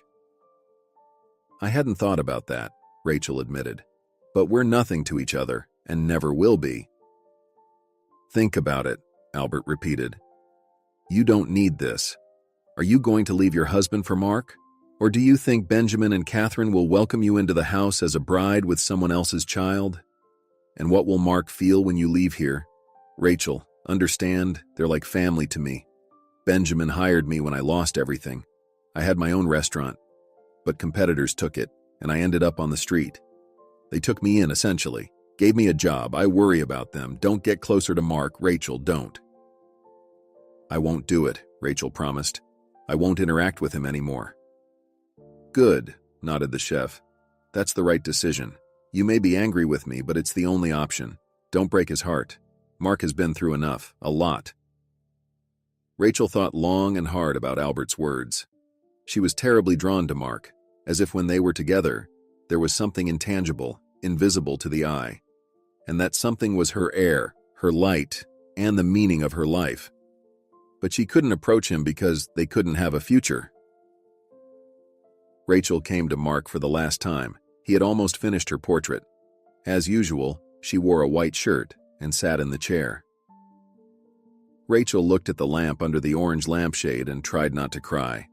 How pleasant the smell of oil paints was, how quiet. It seemed like she could hear him touching the canvas with the brush. Rachel shifted her gaze to Mark. How beautiful he was. She could look at him for hours. His face, his eyes, his lips. Lips she could never touch. Is something wrong? He looked into her eyes. No, why? Rachel was embarrassed. You just seem sad today, like you're not yourself and not saying anything. No, I'm just tired, Rachel said softly, struggling to hold back tears. Mark set down the brush and approached the chair. Rachel felt dizzy from his proximity. Tell me what happened. Maybe I can help. No, nothing, she sobbed. Mark, I can't come to you anymore. Why? He was surprised. Did I offend you somehow? No, why would you? She, not realizing what she was doing, took his hand. You haven't offended me in any way. You're the best in the world, really. It's just wrong. And your parents, they probably won't approve of it. Albert? Mark asked. Did he tell you something? Rachel nodded slowly, tears rolling down her cheeks. Mark lowered his head. Rachel desperately wanted to touch his hair, but she restrained herself. No. She was close, but there was a wall between them, impossible to overcome. It's an old story. He squeezed her cold fingers. Mom really worries about me too much, but she's unlikely to stand in our way. What? Rachel couldn't believe her ears. Our? Yes. He looked tenderly into her eyes. If we want to be together. Yes, you're the first woman I've been able to love. I understand that I'm disabled. I was afraid to tell you. Why would you want someone without legs? But that means nothing to me, Rachel whispered. It's just that I'm married. I have a child. Rachel, I love you, he said firmly. Just know that. I don't expect reciprocity. I don't expect anything from you in return. But I love you. She couldn't hold back anymore. She leaned towards him, hugged him around the neck, and pressed her forehead against his. And then Mark kissed her. For a long time, gently. Like Deacon had never kissed her. Rachel felt dizzy. Probably, if she were standing now, her legs would give out, and she would collapse to the floor and shatter into 1,000 pieces, like the vase that started their acquaintance. There was a knock on the door. Rachel abruptly moved away from Mark, trying to catch her breath. Yes, he said. Catherine entered the workshop. She looked sternly at Rachel. You're here? What a surprise. Mom, I'm painting a portrait, Mark said calmly. I need a model. Rachel kindly agreed to pose. Rachel understood perfectly well. Catherine couldn't fail to notice her flushed cheeks, her rapid breathing, her shining eyes. Oh God, what was she doing? Rachel, I need you, Catherine said curtly. I'm waiting for you in the kitchen. She turned sharply and left. Rachel dropped her head. Mark, I really can't, I can't do this. I understand you. He nodded, his voice trembling. And I can't offer you anything. It's not about that. She stood up. I need to change. He didn't take his eyes off her. She smiled slightly and slowly took off her shirt, feeling no shame. She wanted him to see her. Maybe it would help. After all, she wasn't perfect, and her body hadn't returned to its previous state after childbirth. There was still a little belly, stretch marks. You're beautiful, Mark said softly. Rachel silently shook her head and put on a t-shirt. She approached him, kissed him on the forehead, and then went to Catherine, confident that she would be fired today. Perhaps it was for the best. She would go home to her daughter and husband, forget about Mark and the hours spent with him, forget forever. Love isn't always a beautiful feeling, praised by poets and writers. Sometimes love is just an obstacle, like an illness that you have to endure, like the flu. Suffer a little and then return to your normal, familiar life. Catherine was sitting at the table. Her back was rigidly straight, tense like a string. She didn't offer Rachel a seat. Rachel, we've talked about this. You shouldn't flirt with my children, am I right? Yes, we have, Rachel said meekly. And what do I see? Albert told me that you run to Mark every evening. I don't know what you're doing there with him, but I can guess. Of course, the poor girl from the province decided to ensnare the wealthy invalid. My boy is lonely. He fell in love with the first girl he met. It's lucky for you. The solution to all your problems. Moving into our house as Mark's spouse, money. And I'm sure Mark will adopt your daughter if you ask him to. Am I right? Rachel remained silent. She understood that arguing was pointless. Rachel, your silence means I'm right, the woman continued. But I don't need this. We've already brought Natalie into the house, and nothing but trouble has come from her. How I regret taking you in, Rachel. I should have found an older woman. You're wrong. Rachel raised her head sharply. I never had such thoughts. I love my husband and have no intention of divorcing. Oh, so you love your husband so much that you were kissing my son, Rachel. What else were you doing there?" Catherine sneered maliciously. "I see right through you. So here's the deal, pack your things and get out of here. I'll pay you what I owe, and I'm still a decent person, unlike you." "I can leave right now and I don't need the money," Rachel replied. "You've decided to play noble with me?" Catherine laughed. "Unbelievable. And what didn't suit you, tell me? I paid well, let you go home, the conditions were excellent, and you violated our agreement." "I'm sorry and thank you," Rachel smiled. "I'm truly grateful, and you're mistaken about me." "Goodness, it's so wrong, I understand you, but why, Mark? Why doesn't he have the right to love? To have someone by his side?" "Are you going to teach me how to behave with my son?" Catherine shouted. "What's going on?" Benjamin appeared in the kitchen. "Catherine, what happened?" "She's a scoundrel." Catherine pointed her finger at Rachel. "She's getting involved with Mark. I caught them in his studio. They were kissing like teenagers. She's trying to worm her way into our family." "Catherine, calm down." Benjamin placed a hand on his wife's shoulder and gave it a gentle squeeze. "Rachel, is this true?" Rachel nodded. There was no point in lying. "Catherine, what happened exactly?" Benjamin asked calmly. "I've talked to our son, and I know how he feels about Rachel. I don't see anything wrong with them being together." "What?" Catherine looked at her husband in disbelief. "Benjamin, are you out of your mind?" "Catherine, have you decided to shield Mark from the entire world? He's alive. He's a man." Benjamin shrugged. "And Rachel, I don't see anything terrible in you." "But she has a husband and a child," Catherine exclaimed. "By the way, dear, when we met, you were married too." Benjamin winked at Rachel. She shuddered in surprise. What was happening? "Yes, I was, but I didn't have children," Catherine retorted. "And I wasn't with you because you were wealthy." "Okay, why do you think Rachel is like that? Mark told me he loves Rachel. Rachel, I don't know what you feel for him, but I'm glad. Very glad that my son has come alive. For the first time in years, he wants to create, wants to live. He wants to resume treatment," Benjamin explained calmly. "Will he be able to walk if he continues treatment?" Rachel blurted out. Benjamin looked saddened. "Nobody knows that. He quit rehabilitation. The sessions exhausted him, and sometimes it could be quite painful. But now he wants to pursue it again, and he wants to stand up. It's all thanks to you, Rachel. Catherine, if you want what's best for your son, don't interfere." Catherine shrugged off her husband's hand from her shoulder and abruptly stood up from her chair. "So that's how it is, huh? Let's see what happens when this scoundrel brings her whole family into our home," Catherine said sharply. "We'll see." Benjamin nodded meekly. Mischievous sparks danced in his eyes. Rachel even thought he looked younger. Catherine stormed out of the kitchen, slamming the door loudly, while Benjamin helplessly sank back into his chair. "Yes, she's difficult," the man muttered. "I'm truly ready to leave," Rachel said. "I don't want to cause any trouble." "Do you love him?" Benjamin looked up at her. His eyes seemed to burn through her. Lying to such eyes was impossible. "Yes, I do," she replied. "It happened. I didn't want it. I understand everything." "What is there to understand?" Benjamin waved his hand dismissively. "Rachel, I won't stand in your way. I can even take the brunt of Catherine's fury on myself. I still understand people a little, unlike Catherine. She loses the ability to reason rationally when it comes to Mark, you see. If it were up to her, she'd lock him in a room with padded walls and never let him out." "I understand. I also go crazy when I think something might happen to Grace," Rachel blurted out. Benjamin smiled at her.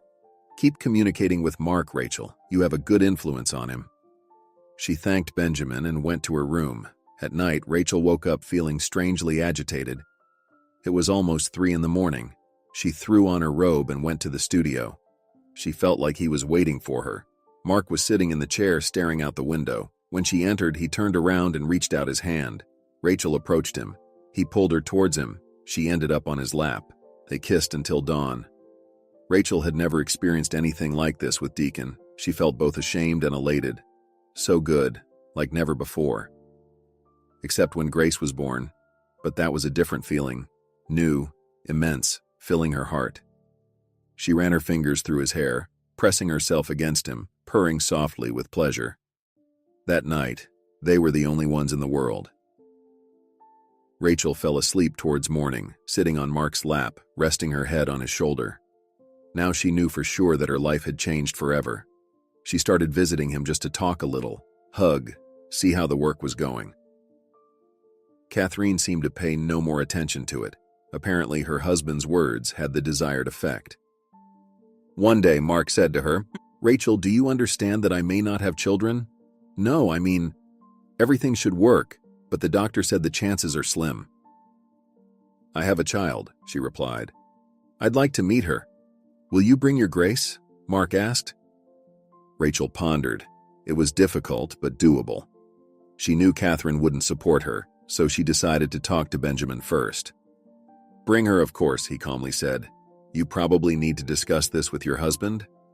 "Yes, I'll try," Rachel replied. But she couldn't have a conversation with Deacon. As usual, he was irritable and somewhat rude. "They pay peanuts," he grumbled. "I'm on my feet all day. Rachel, I think I should start my own business." "But you said you don't feel capable of that," she exclaimed. "Well, it didn't work out once, big deal. Do you think that's a reason to give up?" He frowned. "You're supposed to support me. You're my wife, right? Or have you found someone else there? Dumped the child on me and fooling around with someone?" "What are you saying?" Rachel exclaimed. "I haven't found anyone." She lied to him and felt infinitely guilty because his words contained a grain of truth. She really did leave him with the child. Poor Deacon was struggling while she kissed Mark and dreamed of a happy life with him. Deacon kept repeating how tired he was of work and of Grace. Rachel gave him almost all the money she earned, leaving only for the return ticket, and she said she would like to take her daughter to her owners. "Why's that?" Deacon wondered. "Well, they're elderly people. They would like to spend time with their grandchildren while they don't have any," Rachel replied, "and I want to spend more time with her too." "Well, as you wish," her husband said. "I could use a break from Grace for a bit." "Deacon, you make it sound like I'm having a blast there." Rachel shook her head. "All right, I understand it all, Rachel. After all, this will be over soon, right?" Deacon remarked. Rachel never did confess to her husband that she had met someone else, but she realized she no longer had feelings for Deacon, and he probably didn't love her anymore either. Perhaps their family simply couldn't withstand the test of separation. So there was nothing wrong with her falling in love with Mark. And if there was, she didn't want to think about it now. Rachel went back home and returned with her daughter, Grace. The little girl looked around in amazement at the garden and the cottage, hardly believing that only one family lived here. "Mom, more people could fit here," she declared. "We need to settle someone else in." "Well, you see, sweetie, everyone has different homes," Rachel explained. "Ours is just small." "Why don't we buy a big one?" Grace wondered. "But we don't have the money for that yet. Maybe we'll buy one later." Rachel lifted her daughter up. "Come on, let me introduce you to Benjamin and Catherine." Benjamin was delighted with Grace. Rachel realized he adored children. Perhaps he dreamed of grandchildren. Catherine, on the other hand, was initially standoffish, but later warmed up to Grace's charm. In the evening, the three of them played with the girl in the garden, even building a snowman. Rachel watched them from the window and thought that her life was about to change forever. She truly didn't care about money, the cottage, or the fact that Mark might never walk. She just wanted to be with him, and whatever came next, she'd do it, even if it meant washing stairwells and putting up flyers, as long as he was with her. The next day, Mark went for a walk for the first time in years. Lance, his brother, helped push the wheelchair. Natalie chose to stay in her room. Grace asked Mark why he couldn't stand up. "I can't," he confessed to the little girl. "My legs don't work." "Well, that makes it even more fun," the girl said after some thought. "It's like you have a little car." Mark chuckled. "Yeah, never thought of it that way." Rachel suddenly felt like part of this family. Benjamin looked at her with a smile. Grace sat on Mark's lap as he wheeled her through the snowy garden paths. Even Catherine seemed to thaw, though not entirely. But maybe, just maybe, everything would work out. Yes, she would hurt Deacon deeply, but living with an unloved man while giving up her own happiness wasn't an option. Deacon would survive this blow and find someone else, someone better for him than Rachel. And Christmas was coming soon. They say miracles happen at Christmas. After putting Grace to bed that evening, Rachel went to Mark. She sat on his lap, as always, wrapping her arms around his neck and resting her head on his shoulder. "Grace impressed my parents as well," the man said. "And me too, by the way. She's actually a lot like you." "Well, actually, she's more like my mom," Rachel chuckled. "In character, too. She says what she thinks." "Rachel, move in with us. I talked to my dad," he whispered in her ear. "Move in with your daughter. Live with me. Find a job in the city if you want. I'll start selling my paintings, huh?" "I need to sort things out with my husband," she said sadly. "I can't do this so abruptly. I already feel terrible about all of this." "I'm not rushing you," he kissed her forehead. "As you understand, I'm not going anywhere. By the way, I have something for you, Rachel." He put his hand in his pocket and pulled out a small box. "It's cheap, but I really like it." He handed the box to Rachel. "Don't get any ideas. I bought it a long time ago. Wanted to give it to the one. I didn't want to give it to Natalie. I don't even know why. Then I realized, this box was waiting for you." Rachel opened the box and saw a bracelet, a delicate silver chain with a heart charm. She took out the bracelet and handed it to Mark. "It's so beautiful. Help me put it on." He gently fastened the bracelet around her wrist. "I'll never take it off," Rachel promised, "and thank you, I love you." "I love you too." "I love you," Mark whispered. Rachel was supposed to spend Christmas with Deacon. Mark didn't like that. She understood him perfectly. It's hard to let go of someone you love. But Rachel decided it was the right thing to do. She didn't want to ruin Grace's holiday, and then she would talk to Deacon, try to explain to him that it would be better this way. She was scared, but she knew Mark was waiting for her. For Mark, she was willing to endure anything. Rachel was supposed to spend the week at home. They celebrated Christmas together, the three of them.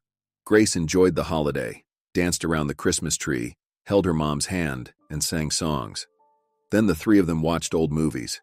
Deacon was particularly irritable. He didn't like how loudly Grace stomped around and shouted.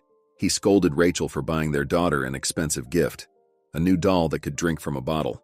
Such dolls had only recently appeared on the shelves and were the object of desire for all girls aged 3 to 5.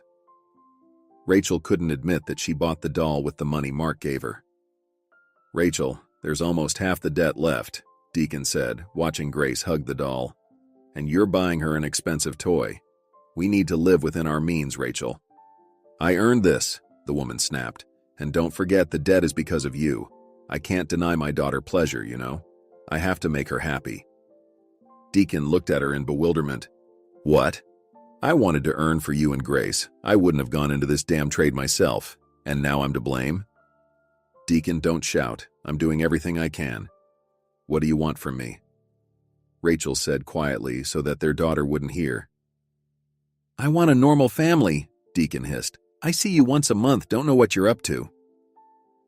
"It was your idea for me to get a job where they pay good money," Rachel sighed. "And you didn't object when I moved."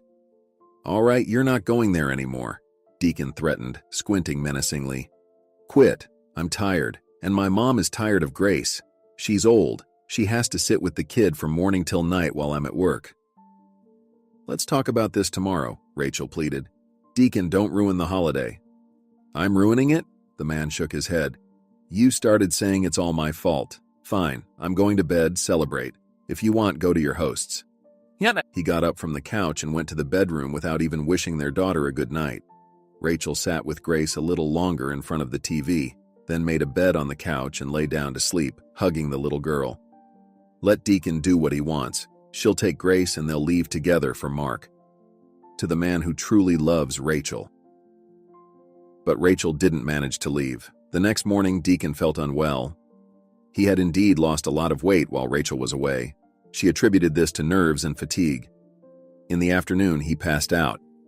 Rachel called an ambulance, and Deacon was hospitalized. Rachel asked her mother-in-law to stay with Grace and went to the hospital with her husband, but they sent her home. "We'll examine your spouse," the doctor said, "but don't expect instant results." "But what could it be?" Rachel asked. I don't know. I said we'll examine, but I think it's nothing serious. The doctor shrugged. Usually, after the holidays, we see many cases like this. Someone drank, ate fatty foods, and now the pancreas is acting up. Maybe it's a gastritis exacerbation, nothing to worry about. But 3 days later, it turned out to be much more serious. Deacon was diagnosed with a stomach tumor. The doctor assured Rachel that it didn't necessarily mean cancer, but she had a bad feeling, which unfortunately soon proved true. However, it was only the first stage and the doctors gave a favorable prognosis. "You're lucky," the doctor explained to her. "He got sick because of an ulcer that he ignored for many years, and the tumor was found by chance. It's like he won the lottery. Now all we need to do is perform surgery, and your husband will live for many more years." Rachel visited her husband every day, holding Deacon's hand, talking to him, and preparing him dietary meals. He had changed abruptly, as if someone flipped an invisible switch. The irritability disappeared. Deacon looked at Rachel with sad eyes, begging her not to leave him. He said he was afraid of what awaited him in the future. "It'll be okay," she repeated. "I won't leave you." She understood. She really wouldn't leave Deacon. That meant Mark would have to wait. She called Benjamin and told him what had happened. "How much?" he asked. "What do you mean, how much?" Rachel was surprised. "No, the doctor says he'll live a long time." "Rachel, how much do you owe? You said you have a debt?" Rachel named the amount. "All right, I understand you. I'll send you the money," Benjamin said. "And I'll send some for treatment too." "No, Benjamin, I don't need anything." She was scared. "You do. You'll pay the doctors and nurses to make sure everything goes well, and the medicines aren't free either," Benjamin stated in a tone that brooked no objections. "Why are you helping me?" Rachel asked softly. "My son is waiting for you. You brought him back to life, and I want you to move as soon as possible.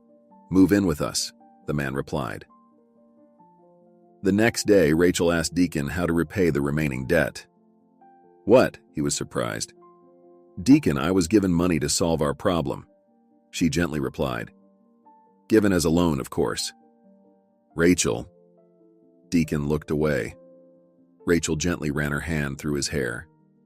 "Tell me, I'll do everything," she pleaded.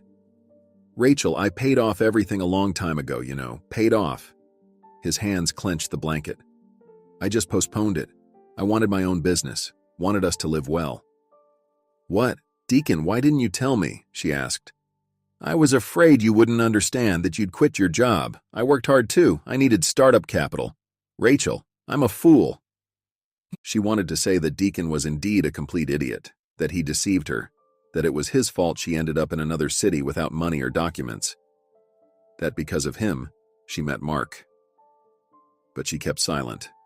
He was already feeling bad. Rachel had no right to scold him. Let him recover first. Then they would talk. "It's all right," she said, "but don't do that anymore. Tell me about your plans. No need to lie." "Okay, I'll never lie to you again." He turned to her, thinner, with stubble on his cheeks. Rachel's heart ached with pain. She couldn't leave him. She just wouldn't forgive herself for it, ever. "It'll be okay," she smiled. "Just believe in it, Deacon, okay?" He nodded and responded to her smile. Then followed long weeks of agonizing treatment, surgery, recovery, and complications. Deacon managed to contract pneumonia, which nearly killed him. Rachel was by her husband's side, holding his hand, feeding him spoon by spoon, changing the bedsheets. The hospital was catastrophically understaffed. She decided to call Mark and explain the situation. He was silent for a long time. Rachel was dying of fear. She was afraid of losing Mark, and she couldn't allow herself to abandon Deacon. "I'll wait as long as it takes," he finally said. "Rachel, I understand you. I wish your husband a speedy recovery." Mark's voice trembled on the last sentence. I'll definitely come," she promised. 2 months passed. Fortunately, Deacon was getting better. He could already walk in the hospital courtyard, holding Rachel's hand. Deacon was making plans for the future. "I want my own business, a company. We'll sell stationery. The selection in stores is small and kids want something interesting, unusual. I've already thought it all through," he said. "Studied the business inside out. You'll see we'll make huge profits, Rachel. I'll never forget what you've done for me, never." Rachel nodded, but she felt like crying out of her own helplessness and the inability to confess to her husband what was tormenting her heart. She longed for Mark, but she also felt sorry for Deacon. He often repeated that he loved her, loved Grace, that he would do anything for them. Deacon promised to buy them a house, the one Rachel wanted so badly. "I've been given a second chance," Deacon repeated. "I'll make the most of it, you hear? Make the most of it." Soon he returned home, and Rachel didn't know what to do. Should she confess to Deacon, or should she go to Mark? But she couldn't leave now when he had just recovered from a serious illness. But Rachel didn't have to make a decision. Catherine called her. "Rachel, hello. I wanted to let you know that Mark is leaving," the woman said. "What?" Rachel was surprised. "But why?" "He's going there for treatment. Benjamin found a center where they treat people like him. Mark didn't want to tell you, he thought to surprise you, but you need to know." Rachel thanked Catherine and hung up the phone, so it seemed she was staying with Deacon. Her husband was quickly recovering. And as promised, he started a business, opening a small stationery store. Deacon managed to find an excellent location near the city center, close to several schools. Children often came with their parents to their store and begged to buy funny pens or notebooks with their favorite actors on them. Rachel helped her husband. She mastered bookkeeping, managed the documents, and even cleaned the store herself to save money on a cleaner. But at the same time, she continued to think about Mark. He didn't call or write to her. This drove Rachel to despair. Had he really forgotten her so quickly? Would she never see him again? 3 months later, she had a dream. Rachel was on the riverbank, surrounded by fog, holding a candle. And suddenly, on the opposite bank, she noticed a flickering light. The fog began to dissipate, and she saw Mark. He stood on his own feet and held a similar candle. He was calling to her, but she couldn't hear his voice, and he couldn't see her at all. He tried to shout, but couldn't. The fog seemed to swallow all the sounds. And then, in desperation, Mark looked around and suddenly left, leaving Rachel alone. The woman woke up breathing heavily. Her heart pounded desperately in her chest, like a wounded bird in a cage. She spent the rest of the night sitting in the kitchen with a cup of warm tea. Rachel felt like she couldn't warm up, even though the night was warm. And during the day, Natalie called her. "Rachel, hello, you need to know," Natalie said. "What happened?" Rachel asked, frightened. "Mark passed away," Natalie whispered. "He underwent some surgery on his spine, and then blood poisoning started. He died a week ago. The funeral was yesterday." "What?" Rachel's eyes darkened. "How is that possible?" And like that, Natalie raised her voice slightly. "He wanted to get back on his feet for you and ended up dying. Insisted on the surgery. What did you say to him?" "Me?" Rachel exclaimed. "Yes, you. I hope you won't bother us anymore." Short beeps sounded on the other end of the line. Rachel looked at her, not understanding what was happening. Was this a continuation of her nightmare? She would probably wake up soon. No, it couldn't be true. Mark couldn't have died. Rachel couldn't remember what happened next. Most likely she lost consciousness. Her mother-in-law, who came to sit with Grace while Rachel worked with the documents, brought her back to herself. "What's wrong with you?" her mother-in-law asked, frightened. "Are you pregnant?" No, I'm not pregnant," Rachel quietly replied to her. "Everything is fine. I'm just very tired." The following weeks Rachel spent as if in a daze. She hardly ate, lost 10 kilograms, and couldn't work. Deacon scolded her for mistakes in the paperwork. Rachel couldn't sleep and spent nights staring blankly at the ceiling. Mark was gone. She would never touch his hair, hug him, or kiss him again. All they had were a few nights. She just sat on his lap, they talked to each other and kissed like teenagers. And he died. Because of her. Because he wanted to stand on his feet to be a real man for her. But Rachel didn't care if he was in a wheelchair. Couldn't he understand that? Then Rachel saved Tracy, an old school friend. She went to visit, saw the condition of the woman, and was horrified. "Where is your husband looking? Are you sick? Do you even sleep at all?" "I'm fine," Rachel replied to her friend. "Yeah, I can see how fine you are. Come on, spill it." And Rachel told Tracy everything, about Mark, about their short love, about his death. She talked and cried, laughed, and then began to sway from side to side like a madwoman. Tracy silently listened to her friend, and then said, "Rachel, I have a friend who's a psychiatrist. Go see him first thing tomorrow." "I don't need to see a psychiatrist," Rachel said, scared. "They'll throw me in the loony bin and I have a child. I can't afford that." "Everything will be okay," the woman rolled her eyes. "They'll prescribe you some pills. My mother was like that too after my father died. Didn't eat, didn't sleep, she had depression. She took a course of pills and came back to herself a little." Rachel was indeed prescribed pills. At first, she was afraid to take them, but she realized she had no other option. She was slowly going crazy with despair and grief. She only began to feel better after 6 months. Deacon seemed oblivious to what was happening with Rachel. He threw himself into his business, made good money, bought a car, planned a trendy renovation in the apartment. Rachel slowly recovered. She learned to laugh, enjoy little things, and cherish her time with her daughter. And a year later, she received a package from Natalie with Mark's portrait he had painted. Rachel hid the portrait in the closet. She didn't want Deacon to find it. Now the portrait and the heart-shaped bracelet were the most precious things to her. She really wore the bracelet all the time. Deacon only asked once what the trinket on his wife's wrist was. "I bought it for myself. I really liked it," Rachel replied to him. "Tasteless," he said. "Don't you have money to buy something better?" "But I like this one." Rachel touched the heart. "It's beautiful." Years passed. Deacon changed, felt like the master of life, proud of his achievements. Rachel understood to whom he owed, but preferred to stay silent. She worked more than Deacon, solved all the minor problems, and controlled the work of each of their stores.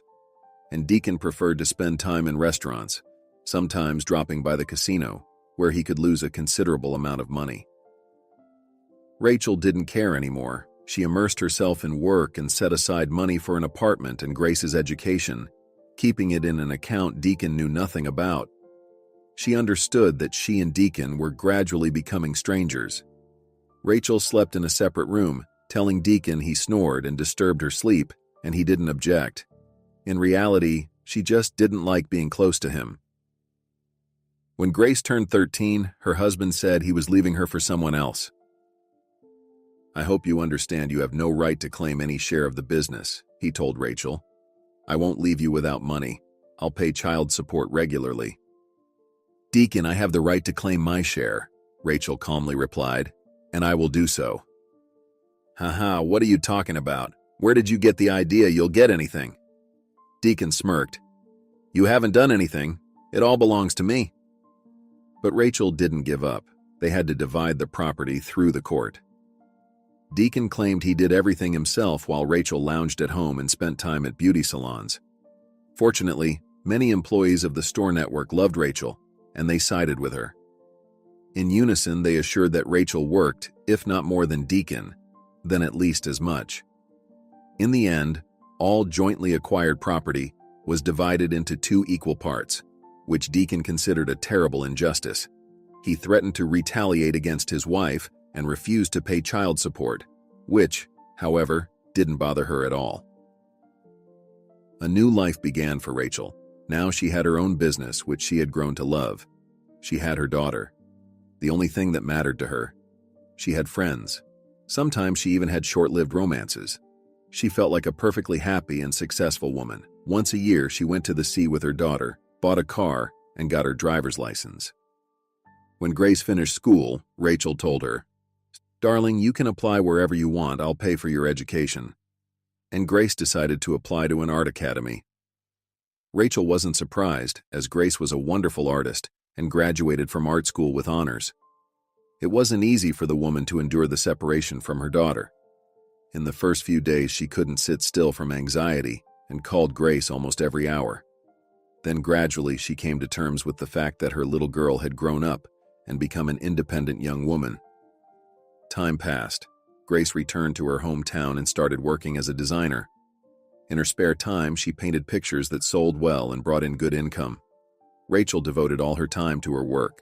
Her chain of stationery stores became one of the most successful. Rachel also knew how her ex-husband was doing. Not bad.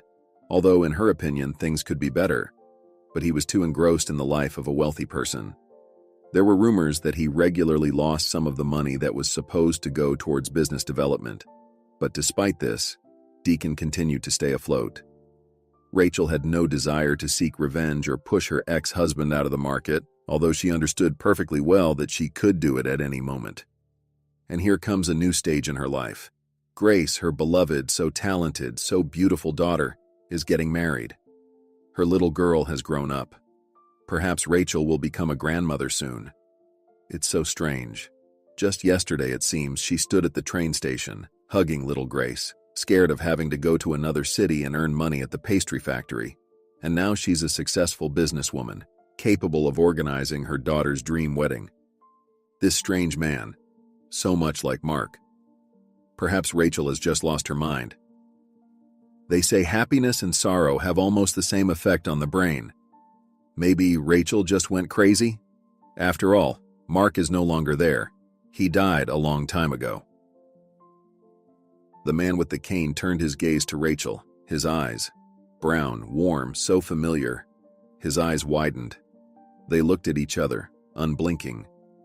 Rachel no longer heard the music, the laughter of the guests, or the voice of the host saying something about love and fidelity. She only heard the sound of her own heartbeat.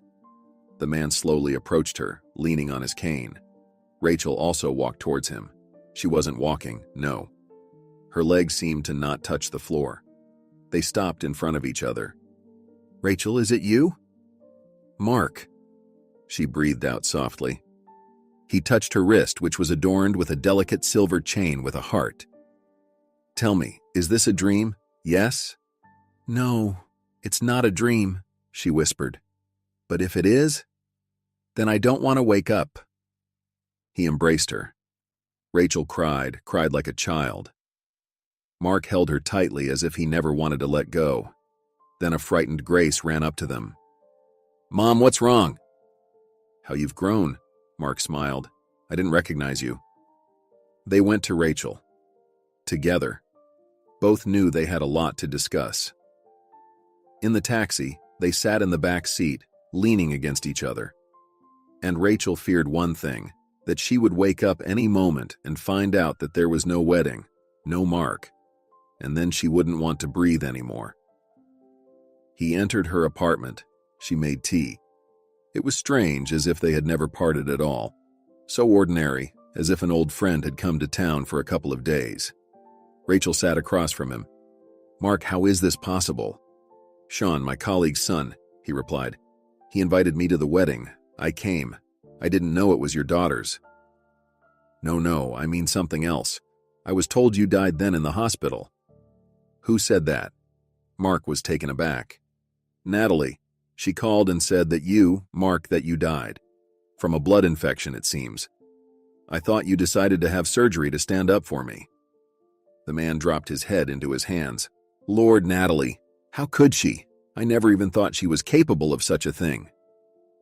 It turned out that after Rachel left, Lance had a falling out with his wife. Mark didn't know what it was about, whether she started demanding too much money and gifts from him, or whether he caught her in the arms of another man.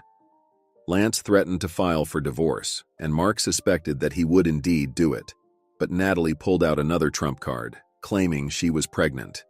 She even showed a test with 2 stripes. Lance was adamant. He said that if a child was born, he would pay for a genetic test. If the child turned out not to be his, Natalie would be left with nothing. "And she started coming to me," Mark recounted. "I didn't want to see Natalie, but she cried. I felt terribly sorry for her, and Lance kept demanding a divorce. Natalie, as I understood it, decided to reconcile with me, but I didn't need that.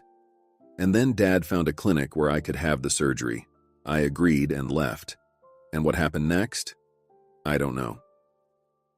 "And then Natalie called me and said you died in the hospital," Rachel whispered to him barely audibly. "And she told me that she talked to you, that you called yourself and said you weren't going to leave your husband, that you loved him.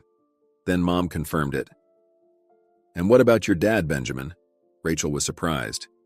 "He was on your side." "He was," Mark sighed sadly. Probably both Natalie and Mom said something to him about you. He said I shouldn't chase after you, that I should start a new life after the surgery.